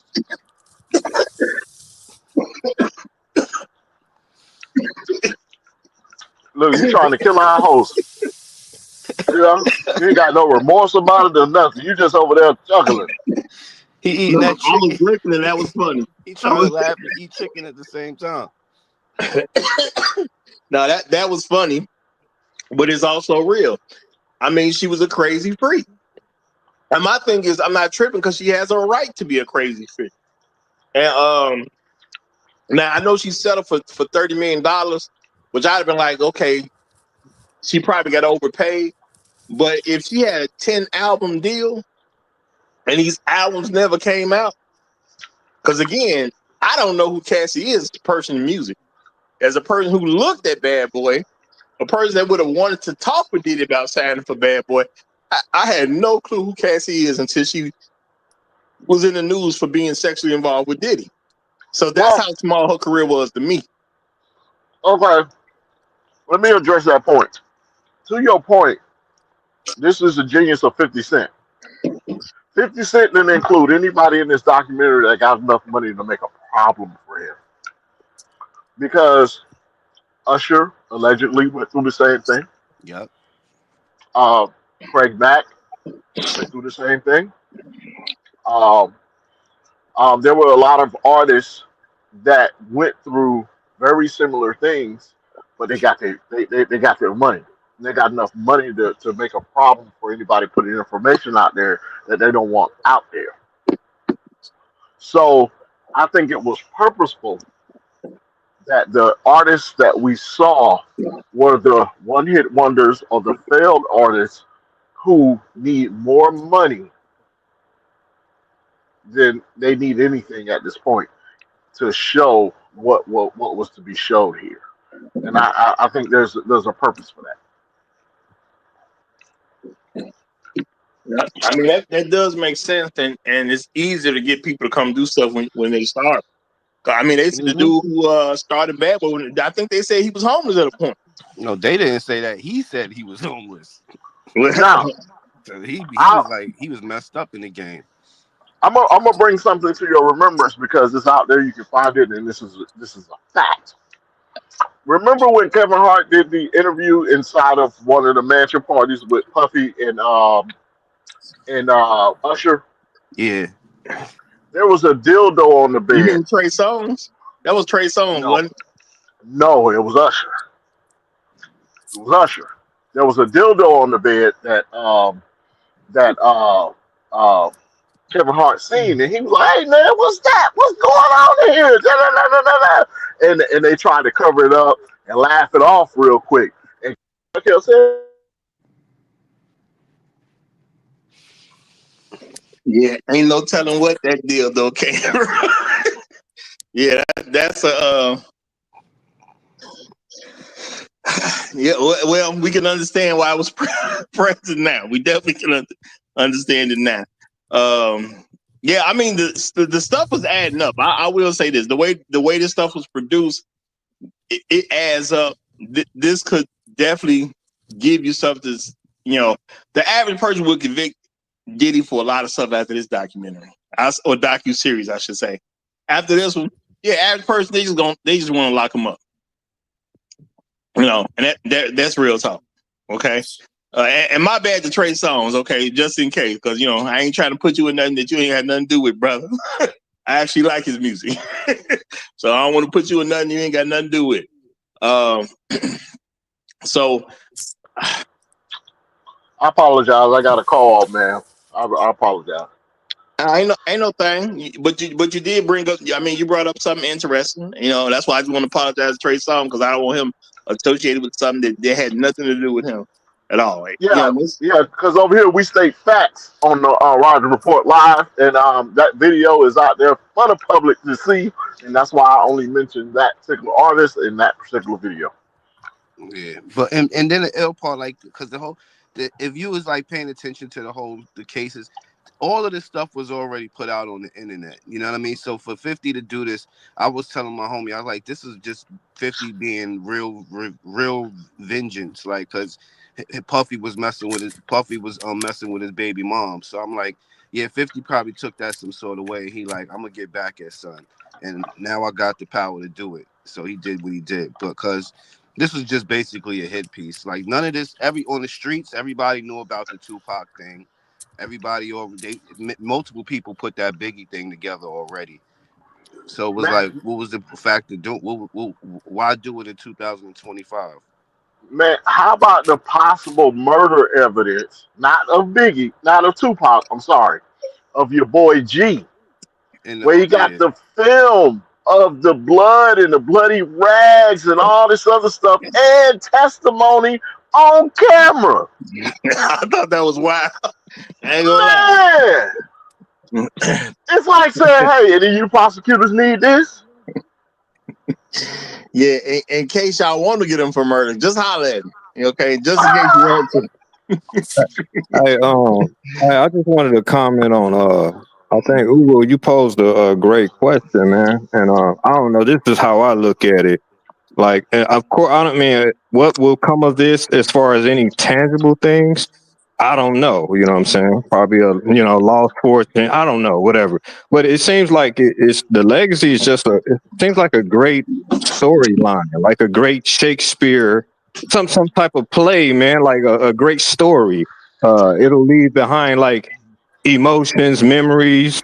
It'll leave behind like this young black, man, his rise to power, and maybe I don't know, and maybe a tragic ending. I don't know. So I guess the legacy would be just the storyline behind it, man. The feeling of when Bad Boy was really, rising, and the music that it produced, and then I guess the tragic fall of it. That's what it seems to be, the legacy behind it to me. Jado, I don't think it's the ending, because in the black community, we champion some of the worst people ever. So he could get out, he could turn this thing around, make it work for him, and he's still getting royalties from them songs that he like Uru said, he put his name on everything. So he's still gonna get them royalties, because them songs ain't never gonna stop playing. And if he come out and he do the right thing, people gonna be looking at him in the, hey, that's Diddy. Yeah, he had his ups and downs, but now look at what he's doing now. Because I forgot how many times he literally was in court for all these different things, from the shooting to when they beat up Steve Stout, to it was like, damn, I forgot all about all these different times that he got in trouble and got off with it. You know what I mean? So I don't think this would be too much of a dent in his armor if he played the cards right. And he played the cards right, if you watch, when you go and watch the last 3 episodes, and they was talking about how his legal team was making maneuvers and working things the way they was working it, I was like, he played everything right. 50 months from Well, I life mean, to 50 months. Woo. it's still gonna be something about whose ring you got to kiss, because white people could take this and use it as a prime example why we should have never gave these niggas money. You know what I'm saying? This what these niggas don't do when they get money. Is this what y'all want? And you can. There's a whole lot of propaganda they could use with all this too. So, you know, he definitely gonna have something to navigate once he comes back. Well, once he gets out of prison, you know, is life over for him? No, I don't think so. Cause real talk, he got enough at this particular point. Doesn't have to do anything. He could just go somewhere and retire. Based on the personality that I believe he has, I don't think that's gonna happen. But Diddy could just go somewhere and sit down. Truth be told, I don't think he will, but he could just go somewhere and sit down. You know, and that may be his undoing right there. The fact that he won't go somewhere and sit down. You know, sometime when it gets too hot, that's what you need to do. Just, hey, it's time to retire at this point. It is what it is. You Yeah. know, and I'm gonna say this. Shout out to Soul Provider Speak. He said he could do a Manosphere channel. To be honest, and the truth is, he wouldn't fit with us. He would probably No. fit more with, I don't know what your channel is, but he wouldn't do nothing with us. He'd Number probably one, he got be to be the purple channel. biggest, so he will recruit people like yourself. I ain't saying nothing about you. I'm just saying, think about it. Think about what they showed. He recruits somebody like you to be a part of whatever he's building, because he got to have his name on it. Okay, Roger. Thank you for introducing But me to and the by panel. you mean somebody waking? You talking about somebody waking up the next day feeling sore? Is that what you mean? I wasn't going that far. That, Is that I wasn't. what you said? we would not reply. We would not imply that on the Roger Report live. We uh, do not. We do not support that kind of behavior over here at the Roger Report live. But okay. it's possible. All right. But no, let's let let's let Diddy Style get in, y'all. My bad for holding you too long. Diddy Style, go ahead, my brother. Go ahead. Uh, no good morning for you, Roger. No good morning for you. All right. My and bad, I brother. My bad. and I also blame you for forcing me to sit down and watch this thing for 4 hours. But it was a good show. You know, I I I like how when I was watching it, it took me back to the 90s. With all the different scenery, imagery. In terms of cinematography, I think that it's excellent. 50 Yeah. Cent does 50 does good work. Good. You got to give him that. And I hope that y'all are taking notes. You know, you see, why I say that you sometimes got to be petty. Y'all, y'all see why? Y'all see why? I said, nah. Sometimes you got to be petty. You don't let some things slide. You just hold grudges because you keep holding them grudges. At some point, you're gonna find something to take down your opponent. But if you're out here trying to kumbaya with heifers, they won't keep playing in your face. And I'm surprised. I mean, with with him doing all kind of shady stuff to these people, I'm surprised. Like, ain't none of these mofos had the balls to put a few lead in his body. That's odd. You know what I mean? You out here taking men's booty, signing artists, taking their money, not paying anyone. You know what I mean? I'm surprised that he got away with all that. Ain't Well, ain't nobody ain't no that goes to show that all that gangster that they was talking about they really wasn't. exactly. Like, come on, man. You sleep at dude's house and you wake up with a sore booty and you don't do anything about it. I guess he must have enjoyed it because if he did it once, you didn't do anything, and he keeps doing it over and over. At some point, I think Lil Rod, like the Rod, you know. So Oh, somebody please explain to But me you know what's how they interesting go back. about that? Hmm. In all of the quote sexual trafficking stuff, there was no reference at all, or that I recall, of him actually engaging in sword play. Thank you. Was there? Yeah, I yeah, mean, because Little Rod put do it. you all recall there being any? I mean, you would think he was apparently spending all this money, or had Cassie spending all this money for, I guess, these quote high price male escorts, but yet there was no reference at all of either he getting bent over or him doing the bending, you know, on any of those dudes. I think that's interesting. I think the Little Rod case was the only lawsuit in the whole thing that had anything to do with sword fighting. And then you remember when they let you hear the voicemails, he said, "Yeah, I miss your limp leg." I was like, "Wow, that's crazy, son." Lamp legs. That's Paul. That's Paulsville. Especially we ain't never seen that man walk, so we don't know what he talking about. You know what I'm saying? Word. I said, "Oh no." Yeah. All that for $29,000 that you ain't even get. Man, I'm I just mean, saying. you would think Dirty though that work when for real. all of the male hookers and Cassie, was just. I gotta say this. I'm very impressed with. Appar- Apparently, Cassie was like a super duper freak. Yeah. And you want to know what's on some red pill stuff? Remember the Kid Cudi incident, right? That goes back to what we always say. It don't matter how much money you got and what you're doing with it for them and all that. If you the cool dude, you gonna be getting it. He right. If you a cool That's dude, you true. gonna get the dude with all the money's girl. You gonna get the drug dealer's girl. You gonna get the CEO's girl. Yeah. Yeah, because we know how to get the Yeah. women, man. We you know what I'm saying? We really tapped in. And I think, at some point, Sean Combs was the same way, right? He was that ladies' man, but money do something to you, especially He to the never point. was. No, he never was a No, ladies' Well, man. I Sean don't Never know. Combs was was. never that lady. I don't know. I He don't was know. I'm never like, that again, lady. that's not my In debate. fact, I'm just, that was his problem.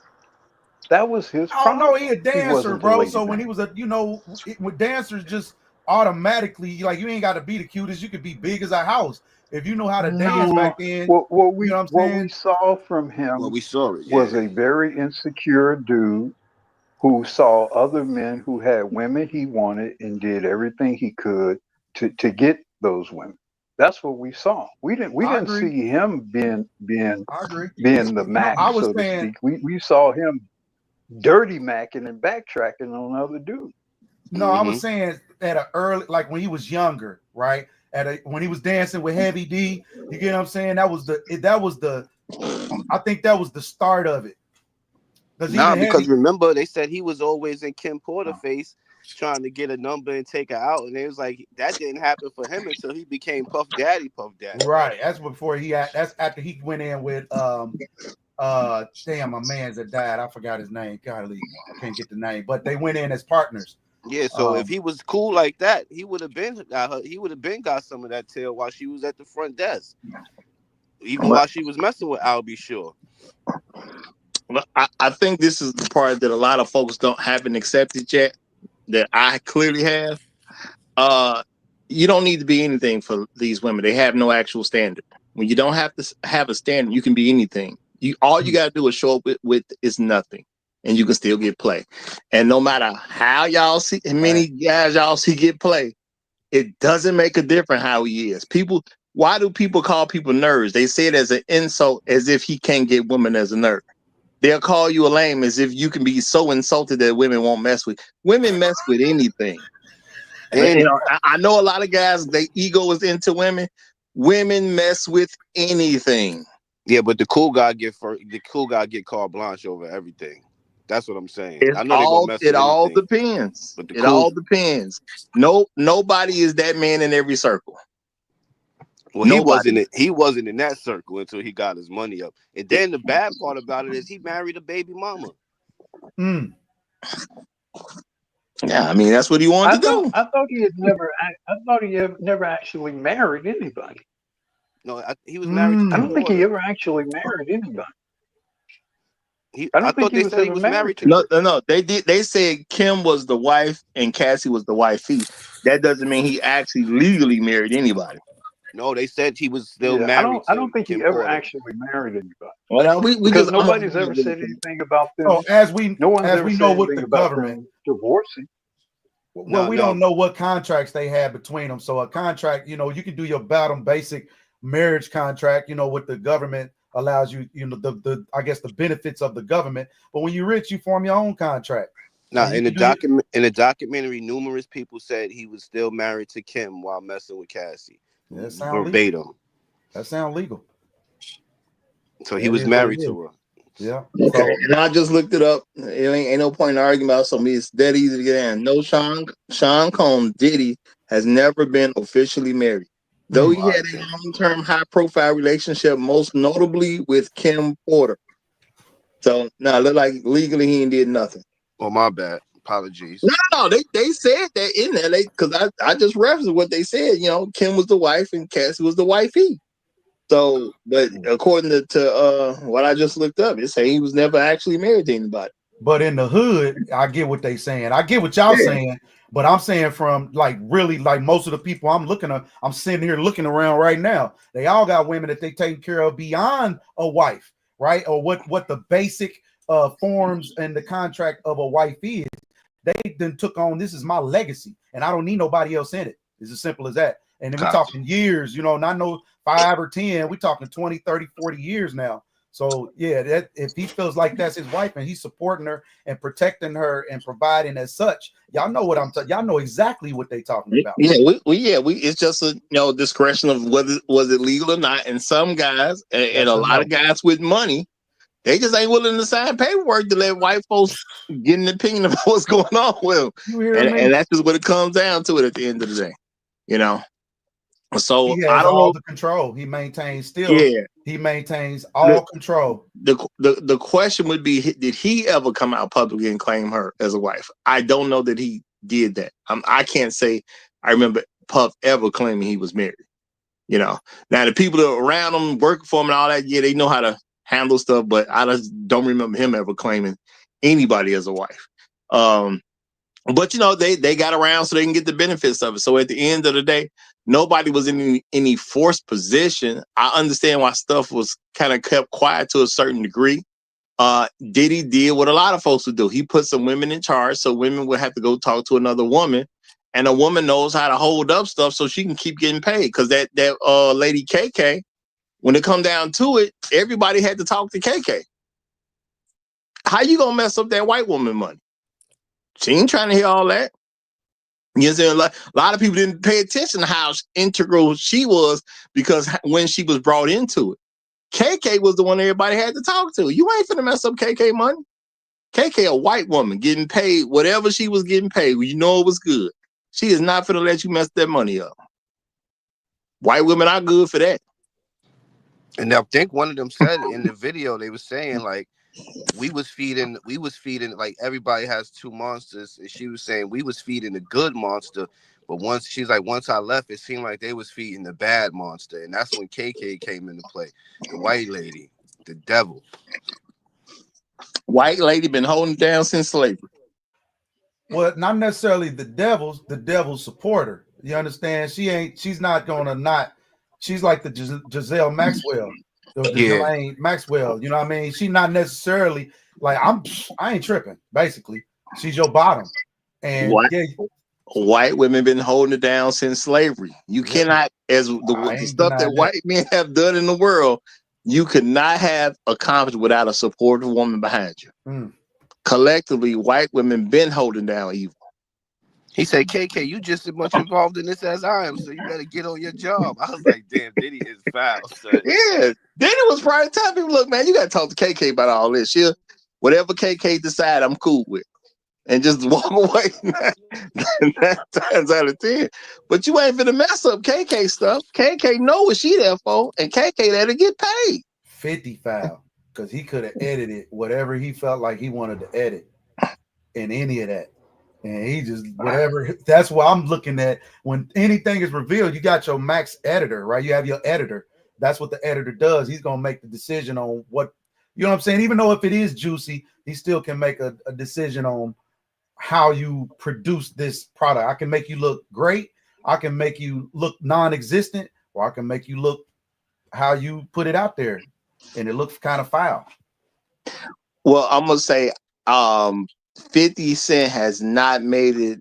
He's not hid the fact that he'll have the best feelings toward Diddy in the first place. So sometimes you piss off the wrong person, and they just gonna come at you. It just is what it is. Because, like I said, I ain't really paid attention to 50 relationship with Diddy. I do remember 50 snapping about Diddy talking about he want to take me shopping, and the way he put that on the Breakfast Club. Oh yeah, he snapped off that. So I guess it ain't never been cool since. That's all I would guess. I paid no attention to their relationship. I just know 50 was not cool with that nigga trying to take him shopping. And that's the way 50 was pushing it. So you assaulted the wrong one, boy. You assaulted the wrong one. And Diddy may have meant well. Maybe he meant well at the time. But when you look at all this other stuff going on, it's hard to say you ain't gonna go for that. Somebody been looking at you like, bro, that mean you been looking at me like that. You talking about go shopping, nigga? What? I ain't never had none of my buddies like, hey, bro, let me take you shopping, Roger. That's crazy. Let me take you. First of all, you don't even know me well enough to do that. You know what I'm saying? Like, I could understand if it's like some lifelong friendship stuff or whatever, and one of them got paid and the other one still broke, I can get it. But you don't even know me like that, bro. It's like, bro, I'm in the game now. Roger. Yeah, you watching me. Roger. My best friend, we've been best friends for 55 years. We've never taken each other shopping. I mean, laughing. That shit's laughable. I've known this guy since 1971, man. We've never taken each other shopping. Hey, keeping it real. Hey, me and none of my friends did either. So, man, you know what, man? I just want to take you to get you a new suit and some shoes and some socks and drawers, man. You know what? You look good. Man. You look good in this suit right here. This window we just passed. You look good in this. Let me get this for you. We brothers, that's different. And I know you into that. I get it. I do. But we know to the extent, like you said, you don't know me, bro. I'm hot in the game. I'm moving. I'm New York. And you pull up on me like that, man, bro. And he was like, bro, that's assault in my eyes. And he never let it go. After that, it was like, oh, okay. That's a big power dynamic thing, taking somebody shopping, man. That's the difference between if my boy, let's say my boy, I don't know, went to jail or prison or something, and I say, here, take this money and do what you want with it. But it's a power dynamic taking somebody shopping, man. No, I mean that's he's calling you a bitch, man. Yeah, 100%. Oh, that's exactly what that was. 100%. I was just gonna say that. That's what it sounds like. So 50, like, so you think, okay, I got you. As I said, that's assault. I can't look at it no other way, bro. That's assault. And so you assaulted me out the barrel head. I'm on your head every chance I get now. Yeah, and he just insulted a dude that just got so big, he was able to do something to him. And that's just what it was. Because remember, that's when 50 was quote unquote the little nigga. You know what I'm saying? That's when that happened. He didn't take assault from nobody though. I'm talking about assault, verbal. Okay, but don't you all remember when Diddy was asked about that on the Breakfast Club, and he tried to basically justify it? You all don't remember that? Yeah, I remember. The help guy. Don't you remember? He wasn't even. He didn't even deny it. Yeah, and my thing is that now that you look at this, you can look back on that and say, okay, so he was trying to set him up. For real. Did he have his eye on him? So you made it real easy to do something like this.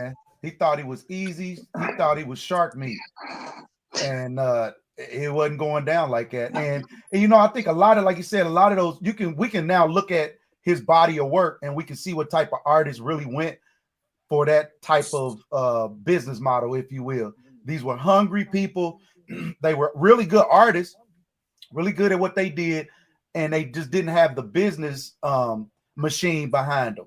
So he was the business machine behind people who otherwise wouldn't have had the opportunity. No. Let me say this. I mean, the game cold out here. Sometimes you really can't get on unless you're willing to do some I just use the word shady. You're not willing to do some shopping. Well, the thing is, you can go to a bunch of different record companies. They all offer you. Understand, he was made a gatekeeper by the Dark Lord Clive Davis. Yes. Mm-hmm. So see, you said it, Black. I didn't want to say it, Black. You said in that industry. He automatically had a gatekeeping function in that industry, and that's why you would have Kevin Costner and shit like that at his fucking white parties. He had been choice picked for that position. And so that's why Usher and all them guys ended up with him, Bieber and all them. He was an assigned gatekeeper by on high by that dark council of people. Yeah, and I just want to say, from a broke person's perspective, if you're trying to get into the game and somebody make you an offer and you don't want to take that offer, sometimes you ain't gonna do nothing but run into basically the same offer in other places or extremely similar offer in other places because you don't have nothing behind you. When all you have is talent, back then you ain't have much of anything, and that's what a lot of people forget. No, Roger, understand when you reject Puffy, unless you are uber talented, unless you're like a Michael Jackson type or a Prince type, you're done. You're done in the industry. That's what I wanted to say. I ain't even. It gets around. Everybody knows that you small. refuse the deal. No, everybody. That's knows. what I'm saying. It ain't just. It don't end. It don't end with P Diddy. Other people, it's all like it all flies all the way up the chain on all that. He ain't down with the deal, or she ain't down with the deal, and that's how you have all these people when they end up, and some of them kind of appeared in the documentary where everything stops. Like the dude who ended up homeless, he went from running a record label to homeless. That's not an accident. That's not a coincidence. That means you were out. Period. He said couldn't get another job nowhere else in the industry. Yeah, and that's why y'all can meet talented people and y'all be thinking like, man, you need to be on some TV somewhere.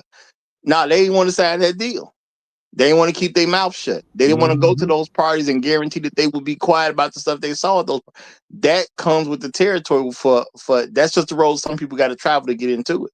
That's why, I thank God that, with technology, there's some people that can get themselves on because, it's so now you can possibly get around the gatekeeper here and there. But we got to remember back in the 90s when Puff was really hot, because from about 95 to 05, that was a strong 10 years for Puffy. So, you know what I'm saying? So the problem is what they're trying to do. When we say we talking the industry. We want to hold on data, meaning I don't want to send you Catholicism music if I know you listening to trap. I don't want to have to pair it all in. I need to be really decisive in who I market to because these people are paying their money, right? So it was a point where YouTube just advertised whatever to everybody. Now, not so much. Why? Because we have data. That data is the new money. That's why they was telling the artists, certainly you can move on your own, but if you're not pulling in enough people on a consistent basis, no one's going to want to sponsor you. Now, on our level, it's different.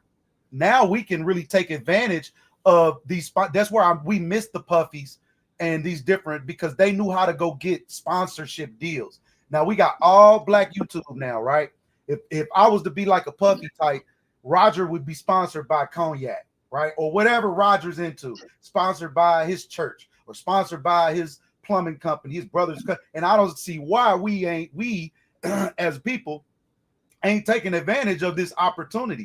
That's where we miss those really, those types. But to another point, Puffy in that degree of person, what Yuru said, once you leave, like the industry is very small, right? And when you can, in their record, people, when you get in trying to get a deal or whatnot, you go from one place to another or to another. But all of those people are sitting together having lunch. You see what I'm saying? And kicking it with each other. So they already know if you in and you looking, best believe it's a small, like voice acting. It's a small world, or sync licensing. It's a small world. Well, These are it's all just like top players. They know coming in and what it's just the fact of there's a list, and because you didn't do the deal with this particular person, your name get added to the list. I mean, even back then, within 2 days, everybody know who on the list. You know what I'm saying? Yeah, man. I was meeting with such. It looked like stuff was happening. All of a sudden, everything stopped. That's because your name showed up on the list. Mm-hmm. You know, we ain't had the internet back then moving the way it is now. But once your name show up on the list, everything stopped. Because truth be told, you know, people believe because you're talented, people got to make money with you. No, they don't. We can put out whoever we want to. That's right. The top guys, whoever we gonna put these people out, and whoever goes to the top will be the top of these people. Notice, remember in the documentary, Burrell told him that you're bigger than the artist. Don't you remember when he said that? That was a very important thing that was said in that documentary. That you're bigger than the artist. The artist is nothing. We can make another one of them. Ding, ding, ding, ding, ding, ding, ding, ding. It probably lit up in his head. You got dancing all in your videos. Oh, it definitely lit up in his head because, you know, he made everything known that was definitely going on throughout his career with all the different artists that he worked with. Because if you was with Bad Boy, you could not get rid of Puff. No, let's just keep that real. Pattern of behavior. You said it at the beginning. Pattern of behavior. Yeah. Well, I mean, like I said, yeah, they gave you everything you needed to hate this nigga. And I'm gonna say that, in my opinion, was clearly the goal of this docuseries. And I'm gonna say they did a fantastic job of getting you to the goal. Because if you didn't know who he was by the time you finished this, you probably hate this nigga. You know, because he beating up women. And I'm gonna say this. I'm gonna say this from the perspective of somebody who's older and seen the whole arc of hip hop, like the whole thing. I think Sean Combs almost single-handedly ruined the art form of rap in this regard. Prior to him, when you heard a rapper, he or she, especially he, had a very distinctive style, a very distinctive delivery, almost, irreplaceable delivery. You couldn't, Slick Rick, very distinctive style. Dougie Fresh, very distinctive style. Fat Boys, very distinctive style. LL Cool J, very Cool Mo D, none of them. And in fact, a very strong ethic of hip hop and rap was originality. He was one of the first, he was, in my view, the first big name, big scale rapper who had no real distinctive style, had no, in my view, no real actual rap talent. I mean, like anybody could have did what he did. There's nothing you remember about his voice, his delivery, his presentation that wasn't all overly sensationalized by a lot of other stuff. He wasn't Biggie. He wasn't Tupac. But yet he became this big, quote, rap star without any of their talent. And I think, in my view, he kind of ushered in the slide of rap as an art form, from what I've seen. Ushered in the flash. They still looking for his talent to this day. Ain't nobody found it yet. What separated Diddy was clearly the fact that he was willing to do stuff that nobody else would, other people around him wouldn't be willing to do. Mm-hmm. There's a lot of people who wouldn't want to get fame off 9 dead bodies. from an event they threw. Let's be realistic, y'all. A lot of people on a lot of stuff out of life, but they're not gonna walk that track. And this 9 people did on something that I put, they would have stopped. A lot of people, not him though. This is my time to get on. You know what I'm saying? I got to use these 9 dead bodies. It is what it is. You know, Yeah. a It lot of is. people. Then It he is. followed it up with shooting a woman in the face and blaming it on another guy. Let's not Diddy forget is the that part. first. Diddy is the first hip hop politician. I think it go back up top though. I always say like what Black Huru brought up, man. That was it goes back up top. This is who he was. So if you, what did you see? What would make you make a decision in your life to regarding somebody else's life and finances? Even still, that's kind of their life. You control. You could either make this person winning from that point forward, or they can lose. So it still has control over the degree of their life, and he had to be around people to learn that type of behavior. You have to be around uppers. You have to have a budget. That means you got to make mistakes and people back you financially still. They don't not fund you. So he's being funded not only through money, but visuals. MTV was like every year, it was like the Puffy show. Whether it was him or one of his artists, or he's talking and it was just air of confidence, like really, this is my shit. This is mine. Yeah. That was the air that don't come from him, because you're not that rich. This comes from the others that support you. Well, other people got to get a person to be a representative too. They, when you, anytime you're doing stuff that's shady business, illegal, and all that, you got to have you a representative too.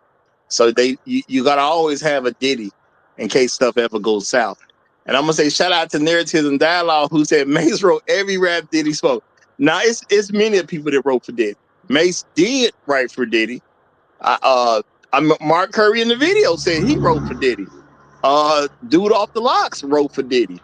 I think 50 Cent might have said 50 Cent said he wrote for Diddy. A lot of people wrote for Diddy. Diddy always had somebody writing for him. You know what I'm saying? Shine wrote for Diddy. A lot of people wrote for Diddy at the end of the day. That's why I said they still looking for Diddy Diddy talent. Because ain't Man, nobody ever found him. hey, I don't want to get up here and defend Diddy. I mean, we know he's not a lyricist or anything, but his talent is in marketing, promoting. He got something, man. This motherfucker ain't just come out of nowhere with no talent. His talent is not writing lyrics or whatever. Maybe he's not a producer or something, but marketing, Yeah, promoting, there you he go. has some talent, man. He's a business talent. He's a business talent. Yeah, there you go. Oh It's well, his talent is Well, finding talent. I don't have a problem. There are a lot of people with business talent who ain't all up in the video. Well, well I mean, there are a lot of people in that business that didn't make a point of leveraging it into stealing everything from all the talent. artists around them. I mean, I definitely don't agree with that. I mean, he has some level of charisma too. Like he has some level of it. I'm not trying to. I'm not blushing over P Diddy, man. I'm just saying. What charisma are you talking about? Excuse me. What charisma are you talking about, Jada? The charisma that he displayed, like throughout the years. Come I mean, on, again, man. I'm not saying I'm not trying to defend this guy, but he has some talent. Yeah, I mean, my thing is we gotta defend, we gotta keep it real. At the end of the day, Diddy was able to make a long career of being the man. That don't come out of nothing. Yes. You know what I'm saying? So Jado is exactly right, and I do agree with that. His talented, but just wasn't the guy that's on the microphone. That's all. He wasn't the guy that was producing the beats. That's You why I He know was said what? just we the missing guy. Let that. me say this right quick. Accepting trash like DDs is how you get a Drake in the industry. I'm just saying. And no, it's not. It's not about accepting. The thing is, the man was who he was. I mean, yes. You know, whether you, Well, it ain't like everybody is his fan, but he is who he is, and he was able to get a lot of stuff done in that industry. That does take some level of charisma. He got people. He got the right people to give him a chance. A lot of people career never happened because they say I never got an opportunity. He got the right people to give him an opportunity. There's some well, level of charisma we can get a man with that. If you watch the documentary and you extract out certain things, you can see where this stuff comes from. His mother was a great promoter in the local area, and he picked that up from her. As soon as he got on his first label, one of the things he started doing was expanding that talent. And he went and he learned from underneath other people how to expand on his own talent. He asked questions. He was a go-getter. He did have talent. It might not have been on the microphone, but one of the things that we do a poor job of in our community, we think the muscle is always the talent. We think the one that's working the hardest is the most talented. No, it's the smartest dude. And the smartest dude find people smarter than him to do the work for him. And I gotta say, you gotta get a man credit. The dude got the right person to introduce him so he can simply become an intern that became invaluable to the people around him. This nigga, Andre he Harrell. did something I would never do. He literally went somewhere to work for free to impress people so he can get in position. Now, as a young man, I would have never thought to go do something for free to impress people to get to the right position. And he went to live with Burrell. That's all I'm gonna say about that. It's Harrell. It's Andre Harrell. Right. Harrell. Yeah. Well, He went to live with Harrell. He went to live with Harrell. Thus the cycle begins. Thus the cycle began right there. And how talented do you have to be to move into a mansion that somebody has bought and they ain't even in the mansion yet? That takes talent right there. I ain't never heard of That nothing like that. amicability. You have to be amicable and keep your mouth shut and cooperate. Well, talent is one way you can describe it. Listen, the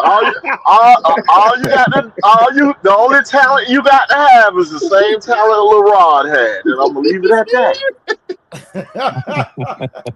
And what'd you say, Black? And so the cycle began right there. Real talk. As soon as he moved in, bro. Hey, what we goes on in this house stays in our house. All right.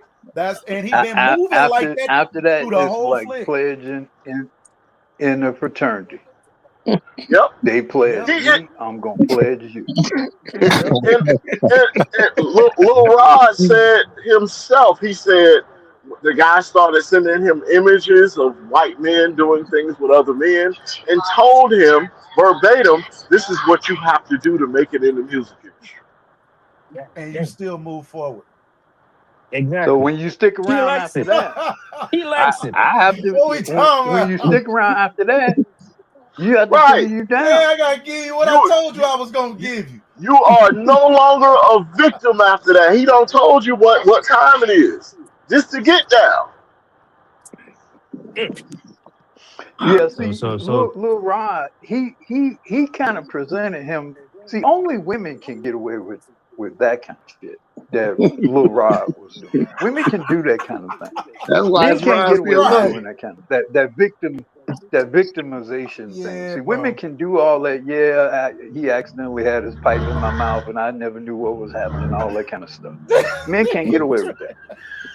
Right. And I'm gonna say that's why his rod's still little. You know what I'm saying? He ain't big rod yet for a reason, because he came up the way he need to come up into this thing, man.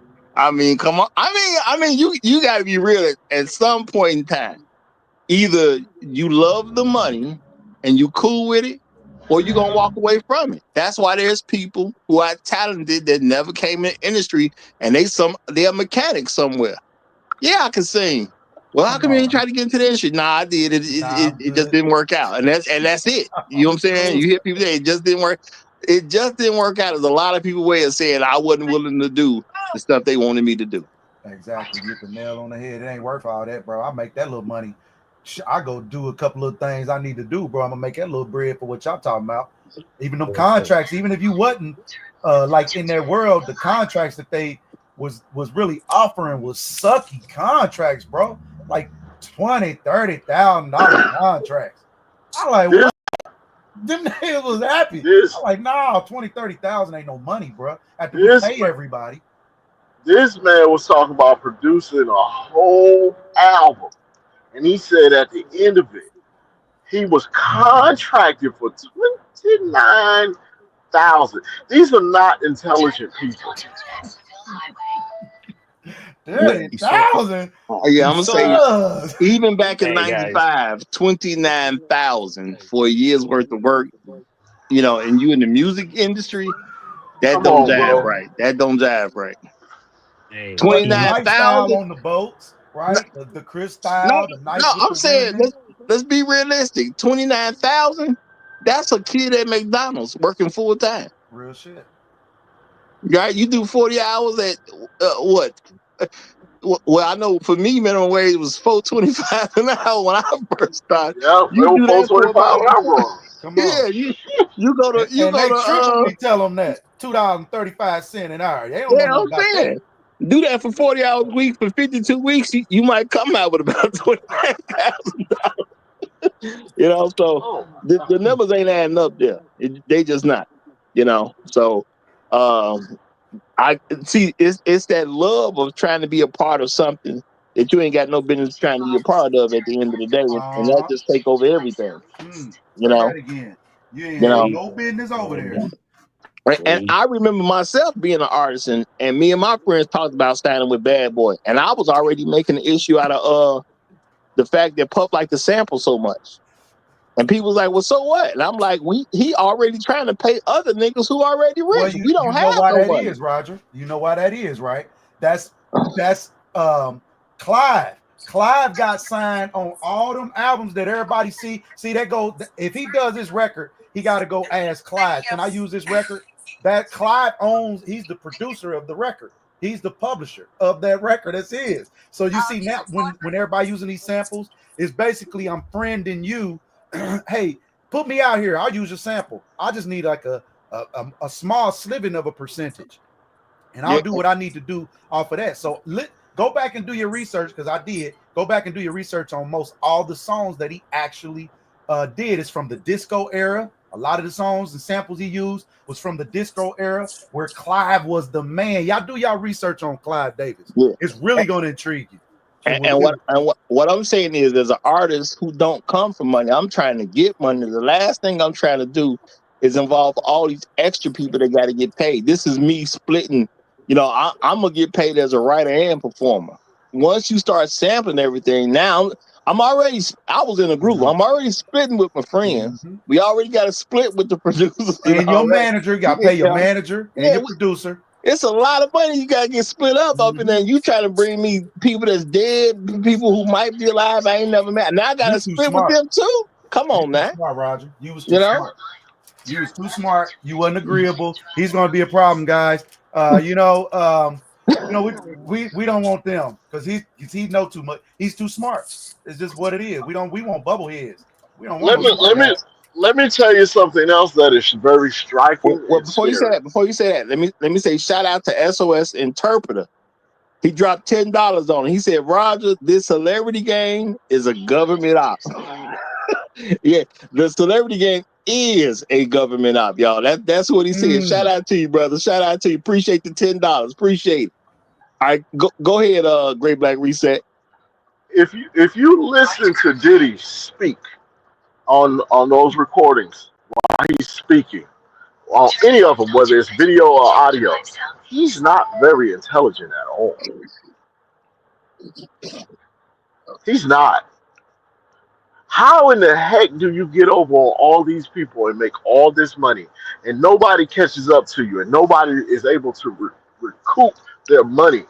This dude is the ultimate in finding talent. He found talented people that were stupider than he was. How do you do that? Yeah, that's a talent in itself. Well, you got that budget. That's your job, is to go again. If I'm Clyde and great, I hire you, and let's just say you ain't on no freaky nothing, but I have a budget for you, and I need to keep money going. Here's the budget. You got $100 million to work with. You got to turn that $100 million into billions for me, to turn into multi-millions for yourself. So now you're taxed with making it happen, and time ain't your friend. So all these the artists that we see are the artists that they invested in, but they also invest in, like Roger said, and myself, artists that didn't necessarily come out. You get what I'm saying? So it's still an investment. So yeah, he's finding the ones that are agreeable. So it was back then they actually were taking care of artists. It was a whole industry going on, and all of them didn't make it. But that don't mean we didn't benefit. It just means we didn't hit the limelight. You understand? And get railroaded. The Let me ones that got confirm railroaded usually are something the that ones who didn't, and you see it. They didn't understand business. They couldn't understand contracts. They was just for the fame and the drugs and all the things that we want you to be involved with. I don't want you to be smart and know how to and know your business. Usually it's too late. By then you fighting and swinging. let me confirm something that Creator said. 1973, the Isley Brothers signed with this subsidiary label under Epic Records called T-Neck Records. 1973, they signed with this sort of boutique label or sub-label under Epic Records. The president then at the time of Epic Records was Clive Davis. One of the songs, one of the many great songs produced by the great Isley Brothers, was this song us older brothers will know, called Between the Sheets. Excellent song. Between the Sheets. Between the Sheets. Now, on what great hip hop song is Between the Sheets featured on? Big Papa. Biggie, give me one Big more Papa. chance. Big Papa. No, Big Papa. I love it when they call me I Big love it Papa. when you That's call a me Big sample Papa. from Between the Mhm. Sheets. Between the Sheets, on the song that was originally created under a label that was under Epic Records, that was controlled by Clive Davis. There it is. Yeah. Thank you, And sir. that's one of the biggest songs that came off of Bad Boy Records. I've done my research on Clive Davis. We will be talking about if I was to classify Diddy as a monster, Clive Davis is the Leviathan. Ah, boy, you Yeah. hit the nail on the head. And he ain't going nowhere. And he not going. The thing is those people. It was like the Chauncey Billups situation, right? Not to get deterred by no means, but just giving an example of somebody that was in a position. Now he wasn't flamboyant. Chauncey was not that tight, but he was still being controlled by people in a position because they named the people. Hold on, no. I got to stop because Chauncey got stuff happening right now. So my thing is, I don't really want to do too much commentary on Chauncey. We said what we said, but he got ongoing legal matters right now. Yeah, we don't want to talk about people with open cases. Yeah, no, what I'm saying, the control of this people at the top, as if we are the ones who, even when they brought out the crack epidemic, like we got the crack, like we don't have these institutions to even distribute this material that we even talking about, right? I mean, we just don't have it enforced. We can influence it tremendously, but we don't hold. I'm gonna say this. This is the perspective I would look at it from. With all this stuff Diddy was doing, where did he probably learn it from? I mean, I would say probably Clive. I can't prove Clive taught it to him, but I know what it looked like when niggas start hanging around white folks too much. They start doing white people type stuff. And guess what? Any black person who is doing something beyond weed is usually hanging with some white person. You know, now that may change over time because they put the stuff in so many music lyrics. But back in the day, you talking about people getting big in the 90s and in the 2000s, the 2010s. Yeah, you was doing stuff beyond weed. You usually was somehow hanging with white folks. And that's, once you get beyond weed, there's no telling where you end up. And I mean, you could end up dead. You could end up in some alley somewhere. You could end up in somebody's apartment. You could wake up, now you the top suspect in a murder. Ain't no telling where you're going to end up once you start doing stuff beyond weed. And obviously, That Diddy did stuff beyond weed. that Obviously, used Diddy to. had people protecting him. Obviously, Diddy was had somebody pulling strings for him. Diddy was doing stuff that he couldn't just do on his own. You can be a clever man, but you still only have the ability of yourself.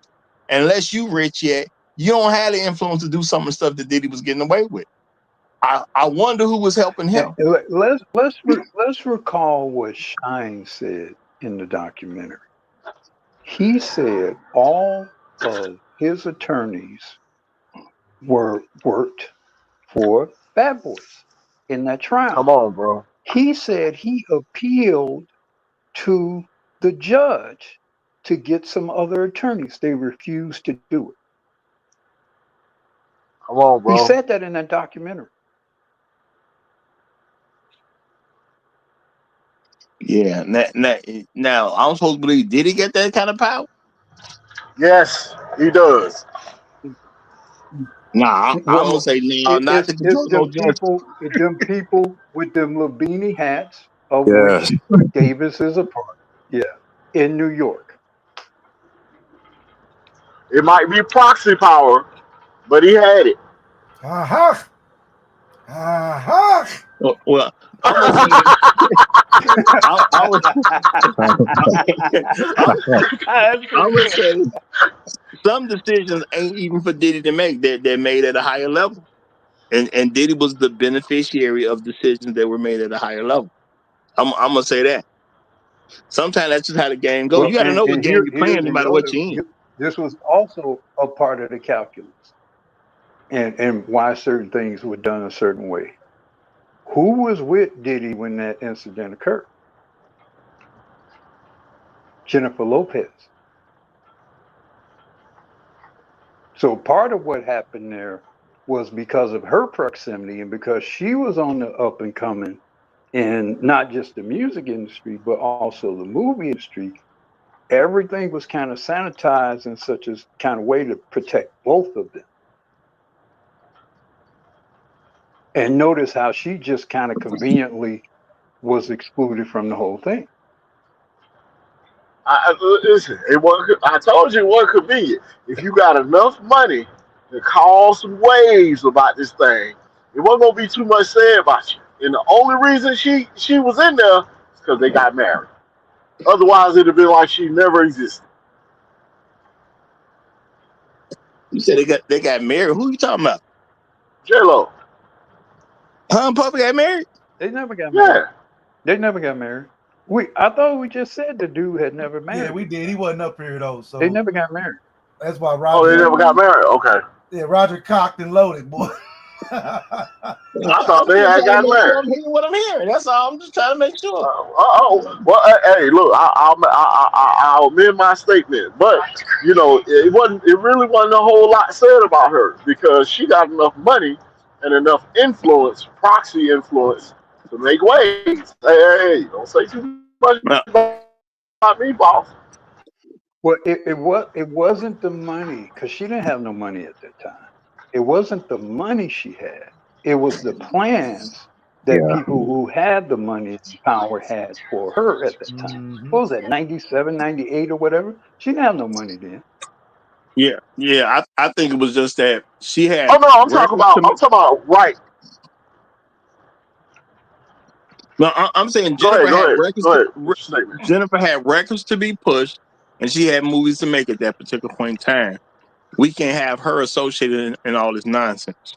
And we already invested.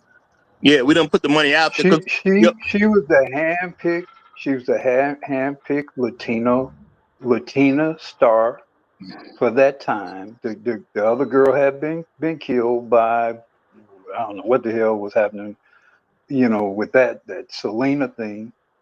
She got killed, and J Lo was the next up. But we're gonna do this Latina. We got this growing Latina population, Latina influence, and she was picked as the it girl to ride that wave, and that's why they protected her.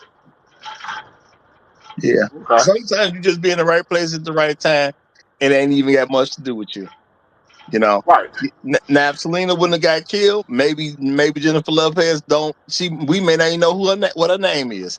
And I'm not saying she ain't had no talent. Yeah, But she see, if made you it to take Living down Color, but still. if you take down Puffy, you not only take down Puffy because of that event, you take her down as well because she was with him. She will have to give witness testimony, all that kind of stuff to what happened. Mm-hmm. And And she got she's the gone. public say he a bad boy, you know? So it is what it is. Sometimes you just in the right place at the right time and you just get protected. You know? So, it is what it is on that note. You know, sometimes it works in your favor, sometimes it don't. Now I'm gonna say what this did was because I have defended Diddy about him and these sexual cases going against him, and I'm gonna say I still stand on what I said. So far, I didn't see nothing where Diddy should actually be convicted of anything at this particular point. What I saw happen is the powers that be gave the public something that ain't real, and they got the public to go along with it. Again, I'm pretty sure this ain't their first time. It's not gonna be their last time. But the public is now okay with Diddy being in jail, well, in prison, I should say, as a convicted person, and they never proved that he did the stuff that he's in prison for. And now you get this coming out right behind it, so now people gonna feel even better about him doing time. You Well, know, I hope he never gets out of jail. well, it looked like they was finna go in that direction, but according to the first two episodes, Well, hey, you know, if they they were ever, trying to make some if they plays. ever, they ever find out what happened to G, he might not never get out. They- So let me get this straight. This man was And out here didn't stealing they say people's his money. son was in there too? Didn't they allude to his son being in there No, with they was him talking when about Yes, this Puffy. They was talking whatever about yes, happened? Biggie's son. yes, Oh, his yes. son He and did. Biggie's Was it son right Biggie's now. son? No, Biggie's they were son. talking about Diddy's sons. They was They were talking talking about about Diddy's Diddy's. son. Yeah, I thought in it the was Justin. I thought they said it was Justin in oh there yeah, with yeah, him. yeah, yeah, yeah, yeah. I'm tripping. That's Yeah, Diddy's son. Yeah. my bad. Yeah, they- no, yeah. I'm Yeah. talking about some modern. Now, see that's Yeah. how it might get it might go into a certain kind of direction. Well, that Because ain't if even you're Diddy's son too. implicating the son, if you implicating the son in this, that's a point of vulnerability in terms of how if some district attorney wanted to move things in that direction, that's a point of vulnerability there because you have a witness as well as you have a potential uh, co-defendant. That's a point of vulnerability for him if they take things in that direction. I don't know if they will, but that's going to be tough because it would be one thing if it was supposedly just him and this dude, and we don't know what happened, and we don't know who witnessed whatever happened. There's a whole other thing referencing to that boy being in there with him. That takes that in a very different direction. All right. Let me say shout out to Narratives and Dialogue. He said, no, they did not say Justin. It was King Kong. Either way, Oh, well, still his son. pardon me for No. there. The Yeah. thing is, though, either way, that's still Diddy's son. You know, Diddy may have already made some behind the table deal. All right, just keep it off my son, keep it on me. I can see a father easily agreeing to do 50 months to protect his son and keep him out the light. You know what I'm saying? I can see But that you don't easy. put in a documentary. You put in a documentary. The boy went in there. That means that some people witnessed that. So that's out of his hand. It'd been one thing if it hadn't been referenced in the documentary. right. With film footage of the aftermath. Yes. Let me say this right quick. Yes. So he was out here stealing people's money, having artists working for free, and he was also taking their booty. And he got away with all of that. And now all these, I don't want to say it, all these bitch made niggas wanna be gangsters, wouldn't even stop this motherfucker. Nothing. Come on, man. Let's keep it gangster.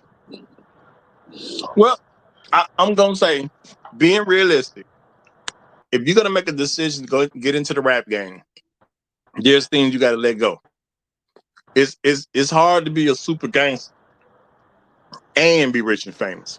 Those are two hard things to do at the same time. Mm-hmm. I ain't saying you ain't gonna be a man that'll protect yourself. I ain't saying you ain't a man that'll knock somebody when the time comes. But it's hard to live a gangster's lifestyle while being rich and famous at the same time. Those worlds don't really work out too well together. So to go to Broadway and try to be a, so like quote unquote straight gangster, it just don't work like that. You're not in Broadway, you're not on stage amongst Broadway people, and you're the gangster. We know what Broadway is. We talking about the Glee Club when we was in high school. That was the club we was not freaking. I love what they do when they did it, when they put a show on. It's awesome. But just regularly everyday people, that ain't the people we was hanging around. So Man. I don't care how hard you think you are. If you over there playing around in Broadway, that means you cool with how Broadway get down. Well, I'm gonna say you got to make a business decision. I mean, Young Jeezy said himself, he got an opportunity to get in the game. He was out there selling drugs. That's what he did. He said, "Nigga in the street seen him." Said, "Man, something about the money he owe him. He gonna get. Nigga, you don't owe me nothing. When somebody about to sign you and get you out the streets, you let it go." Puff said it was something going on with Biggie, where I think Biggie said it too, that he told him he got to make a decision. You gonna sell drugs or you gonna rap? Which one you doing? It's hard to be in the street life and be on the album at the same time, y'all. It's a hard thing to accomplish. Some people don't know how to choose their choice, and that's why you get people who are really kind of almost famous and they get killed because they're people with opportunity that never really get out into the game because they did over some stupid stuff. And we'd be like, "Well, see, it's another dead rapper." Them niggas who didn't let it go. It's hard to be rich and famous and be a gangster. Hey, Roger. Okay, but pattern of behavior. haven't it been alluded to? Haven't it been alluded to that that's what got Tupac killed? That it was some retribution kind of thing because somebody snatched a death row chain or whatever. I don't know how much of this stuff is true. Whatever. Right? I don't know. Like I say, to me, the Tupac story is this never-ending, tale universe of its own, interconnected events. Yeah, But it was alluded to that he got involved in some physical scuffle in some act of retribution to some dude who was connected to Keefy D or whatever. It was his son or nephew or something, right? Isn't that what was alluded to? That was it. But it still went beyond that because now they were saying to Keefy. But real quick, let me say this. Hold on. Let me say this. I think the death of Tupac kind of answers that though. You can't do all of them together. That's why Tupac dead. If you're gonna say that, you can't do them all together. It's hard. Go ahead, Creator. Where? Over here. All right, Creator. You talking about something else? No, my bad. We on these properties. The mic was yours. No, I was saying. No, I was trying to say about the pattern of behavior with his sons. Right? These sons, like he had a pattern of behavior of snatching up kids that ain't even his by the women or the men that his baby mamas or whatever woman he was cheating on with, whatever. He would go in and keep these people's kids. He did it with Albie Shore. He did it with Justin, right? The one with Kim, I think, was his, and the girls was his. But he did it with another little white girl. I'm just going off what you said out top. Pattern of behavior. There is something about control, and you have to learn to keep that pattern of behavior. Is like I got to keep everything around me, just in case I am doing something wrong. I don't want what basically is going on right now to happen, and I don't have the power to control. So even if my woman might be over here messing with this man, well, I'm gonna keep some insurance by coming over here and snatching up his son. Like that's gangster. I don't know nobody to do that. I've not seen a lot of things in my life, but I ain't seen where a woman was cheating with somebody or like somebody. They have a baby, by each other, right? And he takes that man's son and makes him call him daddy. I ain't seen that in my Well, I life. mean, I have to ask, what does it say about Albie Sure and those guys that he's able to do that? I mean, Fear. it make them Maybe it's his seem level of totally. fear. Ain't that much fear where you can just come and take one of my kids. I ain't never been that afraid. Pattern of behavior. He didn't do it just one time. He did it several times. Well, I mean, I don't care. Ain't nobody coming just, this is my child now. Oh, I I mean, agree. that just, I no. totally agree. my thing is, I understand why I cooperate, but the only thing keeping you alive is my child is unsafe. Now, what happens once my child's safe again? This probably not gonna work out for you. That's all I'm gonna say. But Justin got grown and fell into the same pattern of behavior. Well, I mean, the thing is, if you get into the wrong mix, you're gonna end up with some bad stuff. And if you don't want to pay nobody while you in the wrong mix, I don't understand why you think something ain't coming out. I mean, Diddy became a very rich man. Why he got all this legal stuff behind him? I'm gonna say it had to be carelessness. You can't get this rich and got this much legal stuff going on with you and so many people trying to sue you if you just ain't playing careless. Sometimes people buy into their egos, which is something I've always said. Black people got to understand life is not fair and not to buy too much into your own ego. And I think his ego just got him in a place that's just incredible right now. Because when it comes down to it, why you owe all these people all this money and you basically a billionaire? This is just a little too much for a billionaire to have to be dealing with. But when your ego is, I ain't got to pay nobody, now you get into these situations. It ain't like he ain't got the ability to pay. He just don't want to pay. Well, a lot of that is income or deals, right? Just because I got $1 million deal, I know I'm not necessarily a millionaire. You know what I'm saying? Or if I spend $999,000 of that annually, you know what they say about tax? You don't have to pay taxes on debt. So there's a whole lot of little financial loopholes that he could be playing. But I just think a lot of the money that was supposed to be, he has to get paid from somebody, meaning his producer, which again goes back to the record labels. And I think it's a trickle down behavior, because you said it, Roger. You dealt with the Zach. I didn't even know you was in a group, and your situation is almost similar to mine. I'm sure you dealt with the exact same thing that I dealt with, right? And why is that? You get what I'm saying? Without Puffy, it's the industry, it's the behavior of the industry. And I think of people that was behaving in such a way when they got a hold of opportunity and a lot of money, right? Nobody can tell you anything. I think it just carries on. Now it's different when it's them folk, but when it's us, that's when you can't control. You can control it when it's just y'all to a degree, because it's just y'all. Y'all not gonna tell each other. But when you start messing with other people, other folks, other cultures, now it can get a little diluted. Some people don't have that moral code that them hats got, right? Or the mob got, or whatever that is. They not standing like that. It's like, hey, you didn't pay me. I'm either you pay me or I'm coming with everything. And I think that's where that era of taking people down and coming out with mixed tapes and videos and all kind of stuff. And now it's even 10 times worse, because the information that we get now, we just didn't have that.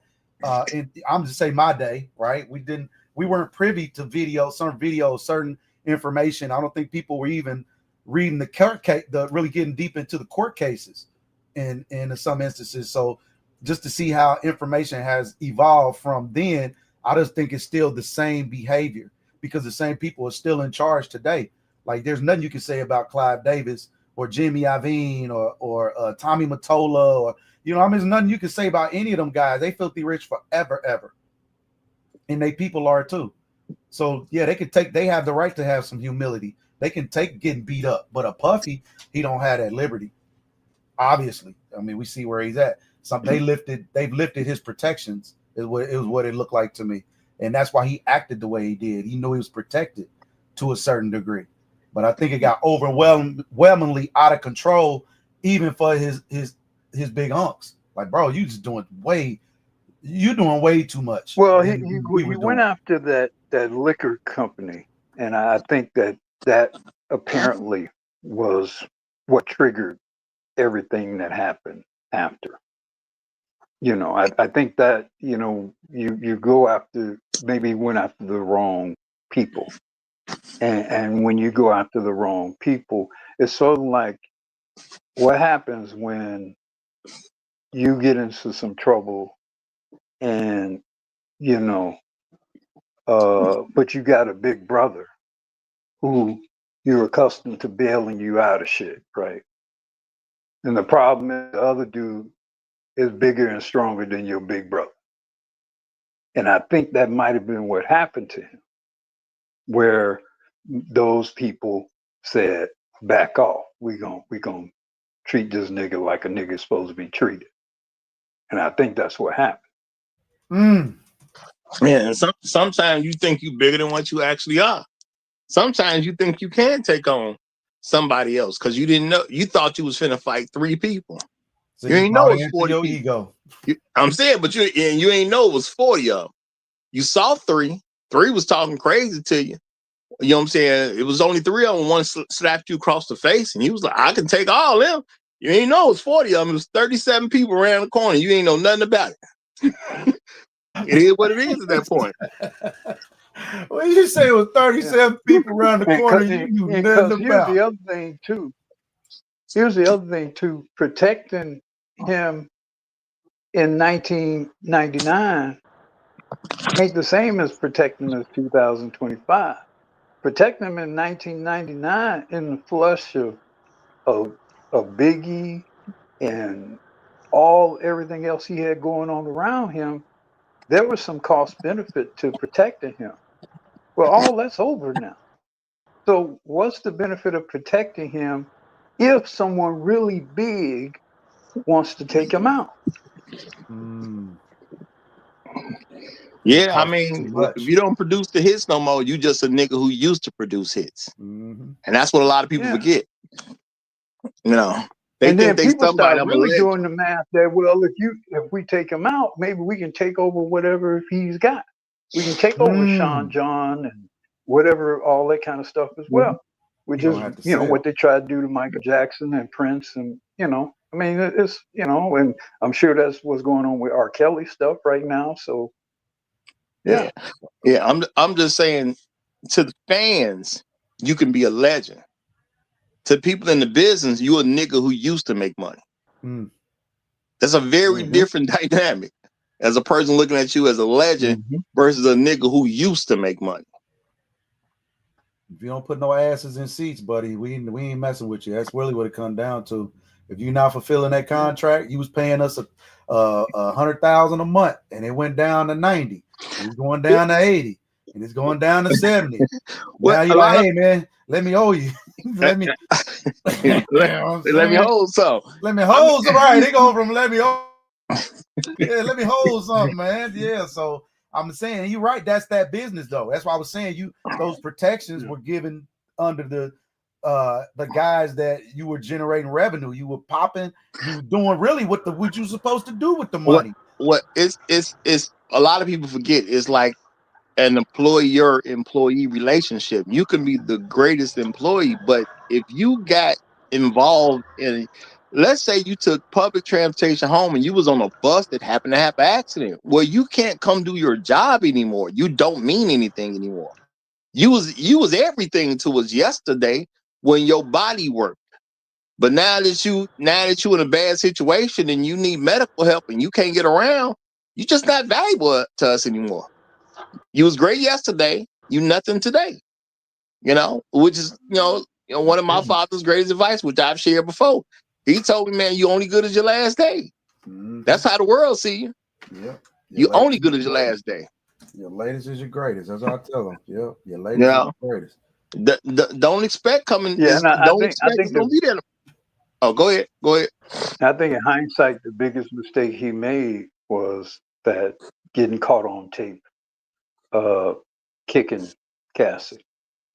I think that incident allowed the perfect entree into unraveling everything else around him because Well, it he paid them hotels immediately for that, Black. made him.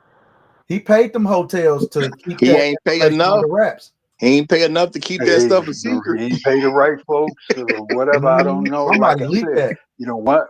Now, had he done that 20 years ago, maybe we don't see that tape. But again, once those relationships change, well, as Roger was saying, once your perceived value changes, then a tape that nobody ever sees becomes a tape that everybody sees. Yeah, yeah. Well, as long as you was getting us 100 million a year, this tape is totally protected. But we ain't seeing numbers like that. We ain't seen them in 3, 4, 5 years. Everybody can see this now. And you asking me for money. You asking me for rooms. You want rooms on credit. You ain't paid me for the rooms on credit we gave you. Well, we forget that we do this stuff in smaller scales. A lot of time we forget when it's celebrities and people with big companies. This stuff is done every day on smaller scales, and we just don't think about it. When you was working at the factory and you had all the stuff, you know what I'm saying, you was producing 900 bottles of something every day. We was good with you, but you got hurt. Now you can only produce 200 bottles. We don't need you, man. We gonna train some new nigga. And you know, and he be like, "Well, I've been here for a long time." Well, it's a nigga that we can pay less money than you, and he can get us 600 bottles a day. Nigga, you can only do 200. What about all them other years I was here? Well, we paid you all them other years. Just is what it is, man. This is business, and in business is just business. The entity to itself. That's what somebody told me. Well, one of the best lessons I ever got. A business is an entity into itself. What they paid you yesterday was for yesterday's work. It don't mean nothing to tomorrow. Yeah, that's just what it is. Business ain't got nothing to do with tomorrow, unless you the owner. That's them. So, Diddy had a great run. I'm gonna say that. Diddy had a great run. I think it's in Diddy's best interest to go somewhere and sit down. Once he do his 50 months, just go retire, bro. Now, sad to say, I think because of his ego, based on what we've seen, I think he gonna come out trying to be something when he really just need to go somewhere and sit down and just let it be known he out the game, and then he can grow to be an old man. You got money, just do something else, bro. If you just got to be busy, go start some other businesses that ain't got nothing to do with music and all that other stuff, or work on your Sean John if you still got that going. But just let stuff go. Sometimes you got to just let stuff go. It is what it is. Unless you're willing to fight until death, you should let stuff go. And I think this is his time to let it go. Because they ain't messing with him no more. It is what it is. You're not messing with him no more. He's been in all these legal situations. Shout out to Shark for saying that he forgot he dealt with all these different legal situations. Well, this last legal situation didn't go that smooth for you. They don't mess with you like that no more. Just let it go, bro. You got enough money. Pay the people out that's trying to get paid, do some settlement, and walk away close to $1 billion if you don't have $1 billion. And just get out. Sometimes you got to know when enough. Real talk. And if I got anything close to $1 billion, man, I can feel. Okay. It's a long way from where he was in 1977 with the guy who ain't even his friend no more. And they was sitting out there in front of the brand new Cadillac. Now, and I'm gonna say that picture hit home to me. That picture hit home to me. You know what I'm saying? Y'all out there as kids together. That's where you started from, and you didn't got to where you are now. I can let this go. I still got the money. I can chill. But sometimes you keep doing stuff, they're gonna take that money too. So you want to retire with close to $1 billion, or you want to retire with nothing? And you know what you got to do to get that. That's the biggest thing. What you got to do to get near what it is you know. It's like everything can't be about the money, especially if you're an artist. It cannot be about the money. It has to be about the legacy of you of an artist. And if you don't want to get out here and do shows and push your own product, those are the people who want that instant, that instant fame. And it never ever works out. We'll hear from you and never hear from you again. Or you got to do something ridiculous in order to maintain that little flicker of a light of stardom. That's not what you want. If you don't create a fan base and serve your fan base, or if you're a church, you're a pastor, go get your congregation together, the people that love you, and build that, then cool. If not, sit back, relax. Well, what I'm saying at this particular point, the people who used to mess with Diddy clearly don't mess with him like the way they used to. It's different now. So now that it's different, walk away. What you say? They were scared. So remember, a long time, a lot of people wouldn't, for a moment. So now here is different. We talking about him, but before this happened, no one would say nothing about Diddy. There wasn't no file. All this that was going on, and no one for years said anything. That's a level of fear, bro, and control. No. I'm not even talking about black folks. I'm saying there's people Diddy clearly messed with that don't mess with him no more. Sometimes the best thing you can do is know when to hold them, know when to fold them, man. Know when to walk away, know when to run. At this point, they don't mess with him the same way. Legally, he was basically untouchable. He doing time right now. They didn't give him all the time they could have gave him. They gave him, because they didn't convicted him for stuff that they didn't show that he actually did. So if they can do that, and you know what I'm saying, they can come back and get you for some other stuff later, man. It's just time to walk away.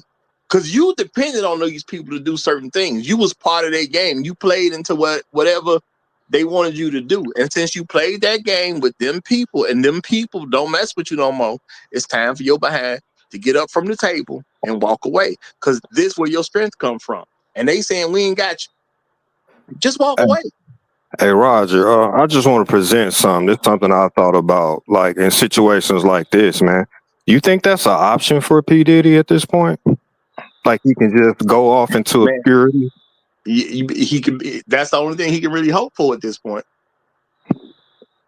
I don't know. I think sometimes you get into bed with these people so If he deep. was smart, if he was smart, he would attempt to do what someone who he himself had once claimed he would do what Russell Simmons did. Yeah. If he was smart. Yeah. I'm saying, because you make a good point, Jada, and I hear where you're coming from. It's hard to be in bed with the devil and don't end up in hell. But if there's a chance to not go, take it. That's all I'm saying. And I agree with you. I think if that was an option, or if that is an option for him, I think his ego probably wouldn't allow that, most likely. But sometimes, I think they're in too much debt. They've been in bed with these folks, and man, you're not just gonna walk away. We gotta take you all the way down. Well, But anyway, that's just my opinion. If he really cared for and loved his children, he would seriously consider backing away from everything. Because you only make your children, particularly your sons, you make them a target. And I mean, we see what will happen to folks, attached to folks. So if he really cared for his children, he would he would quietly do his time. I mean, if he can get an appeal, fine, but he would just quietly do his time, get out of there, and leave the country. If he really, and then try to figure out how they're going to be able to just comfortably be some anonymous, Lucky Sperm Club members or something, wherever they are and whatever they're doing. That would require him to love his he children wouldn't be more. the first. He wouldn't be the first children of infamous men.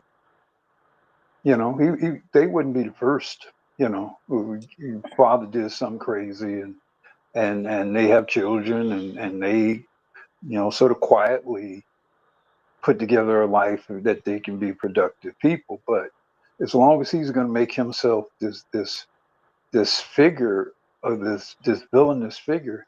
He make. I mean, let's remember when they commandeered his house, they had his sons all shackled up. Is that what you want to do to your sons? Expose your children to that kind of thing? Because if and when they can't get you, they will go after the people closest to you. He gonna have to do the very thing he said he wouldn't do. Stop. That's what I'm saying. I know he talked about can't stop, won't stop. It's time to stop. They don't mess with you like that no more. And like I say, that thing where they reference to the boy being with him, when that alleged, or I guess that murder occurred, I mean I mean that's the kind of thing that and you got it on a video, and then you got people who have claimed to have witnessed this, or at least witnessed them enter this was it a restroom or whatever, and come out and there's blood everywhere and there's a dying man or whatever. I mean, that's the kind of thing that would become more of an issue if you're going to continue to try to make yourself this public figure. But if you kind of quietly, like I say, do what Russell Simmons did, then there's no heat on the people around you. And I'm gonna say shout out to Narratives and Dialogue, who says, I don't know, Roger. He may come back and never stop, but doing it the right way. Ain't no right way, bro. They don't mess with you like that no more.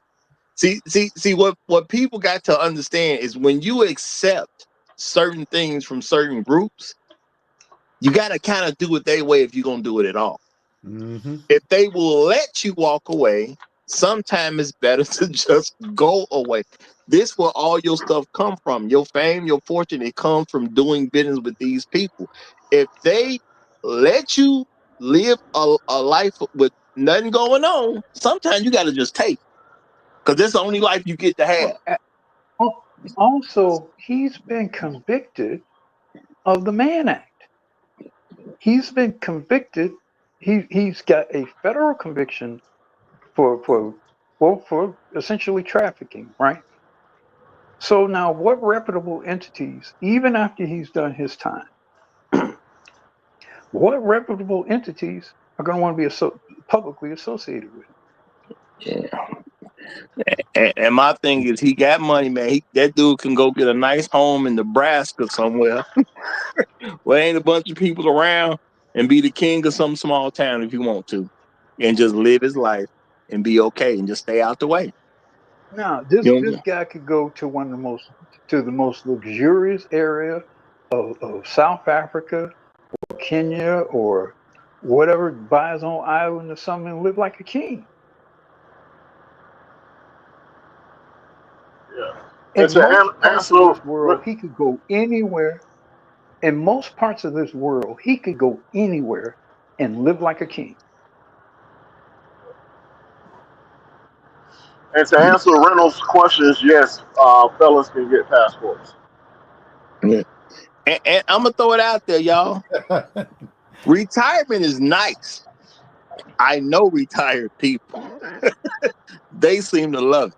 Okay, retirement could be a very nice thing, especially when you got money. Because I know retired people that ain't got nowhere close to his money, and they seem to love it.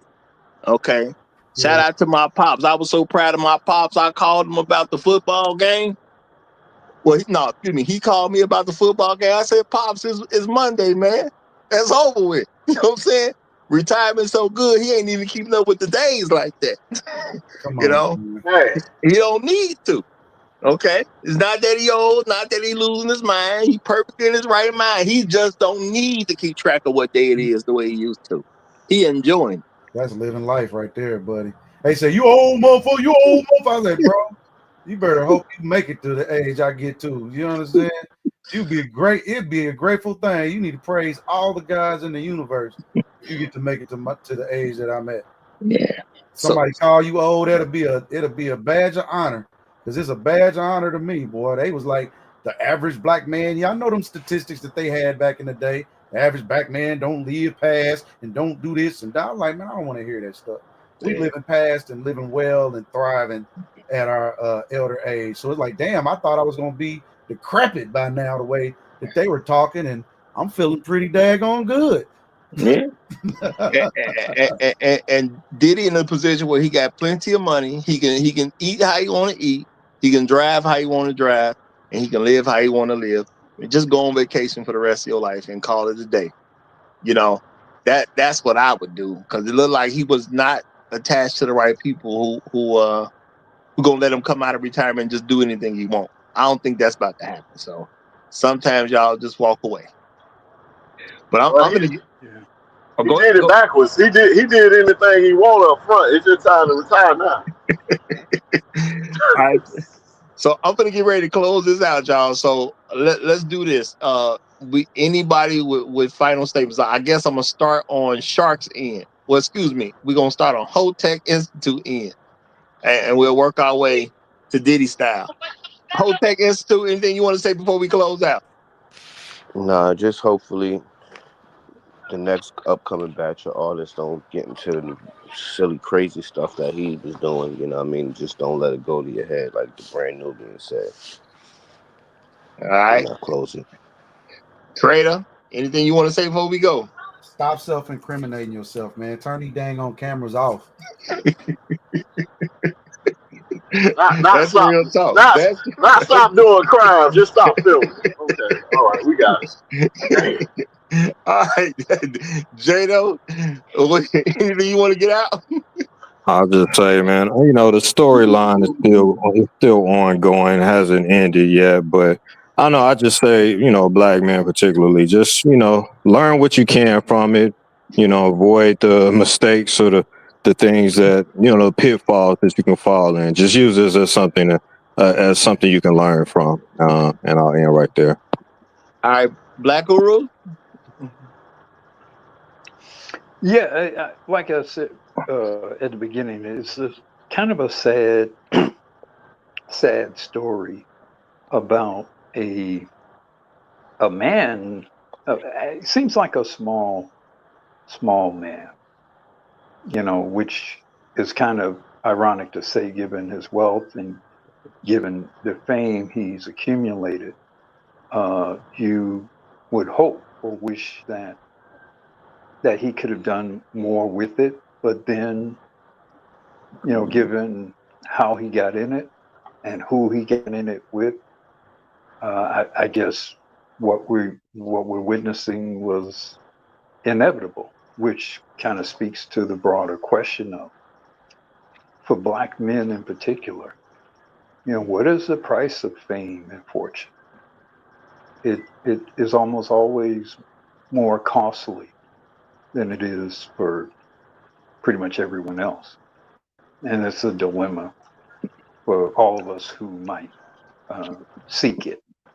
So that's all I got. All right, the Great Black Reset. I think 50 Cent did us a favor. He peeled back some of the layers of the entertainment industry. This is what it is. You know, don't be fooled. You're gonna get into the entertainment industry, and this is what you're chasing. This is what you're gonna be involved in. Nobody's special. Nobody's gonna escape it.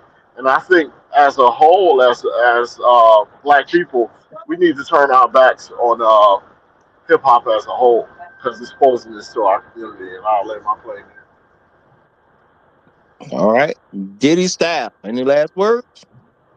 Well, again, no Diddy. Hello, can you hear me? Can you hear me? Yeah, we hear you. Okay. I said no Diddy. And if you're working with somebody, make sure you get paid. And don't let no man take your booty for free. And essentially, just don't be little Rod, okay? At least if you're gonna give up that booty, make sure you get paid, man. Paid up front. You know what I mean? You're waking up every night. You're waking up every morning with a sore booty and no money. Come on, man. You either like it or you're just a sucker. I'm just saying. All right, now I'm gonna say, y'all, if you are not a subscriber, make sure you do so if you like the best content on social media, because this is where you're gonna go to get it. And that's real talk. Y'all, if you haven't already done it, you have a chance. Y'all can hype me up if you ain't done it yet. Definitely like the video if you ain't done that yet. And I'm gonna just say, y'all, real talk. Don't do drugs, okay? Don't do drugs. Once you go beyond weed, there is no telling where you're gonna wake up. Sometimes you a man and you may wake up next to a man. Okay? Real talk. Once you get beyond weed, man, it gets hard to tell where you're gonna end up. Okay? Sometimes you do something beyond weed, you're gonna wake up in federal prison. Okay? No telling where you're gonna end up once you go beyond weed, man. Don't do drugs. Real talk, y'all.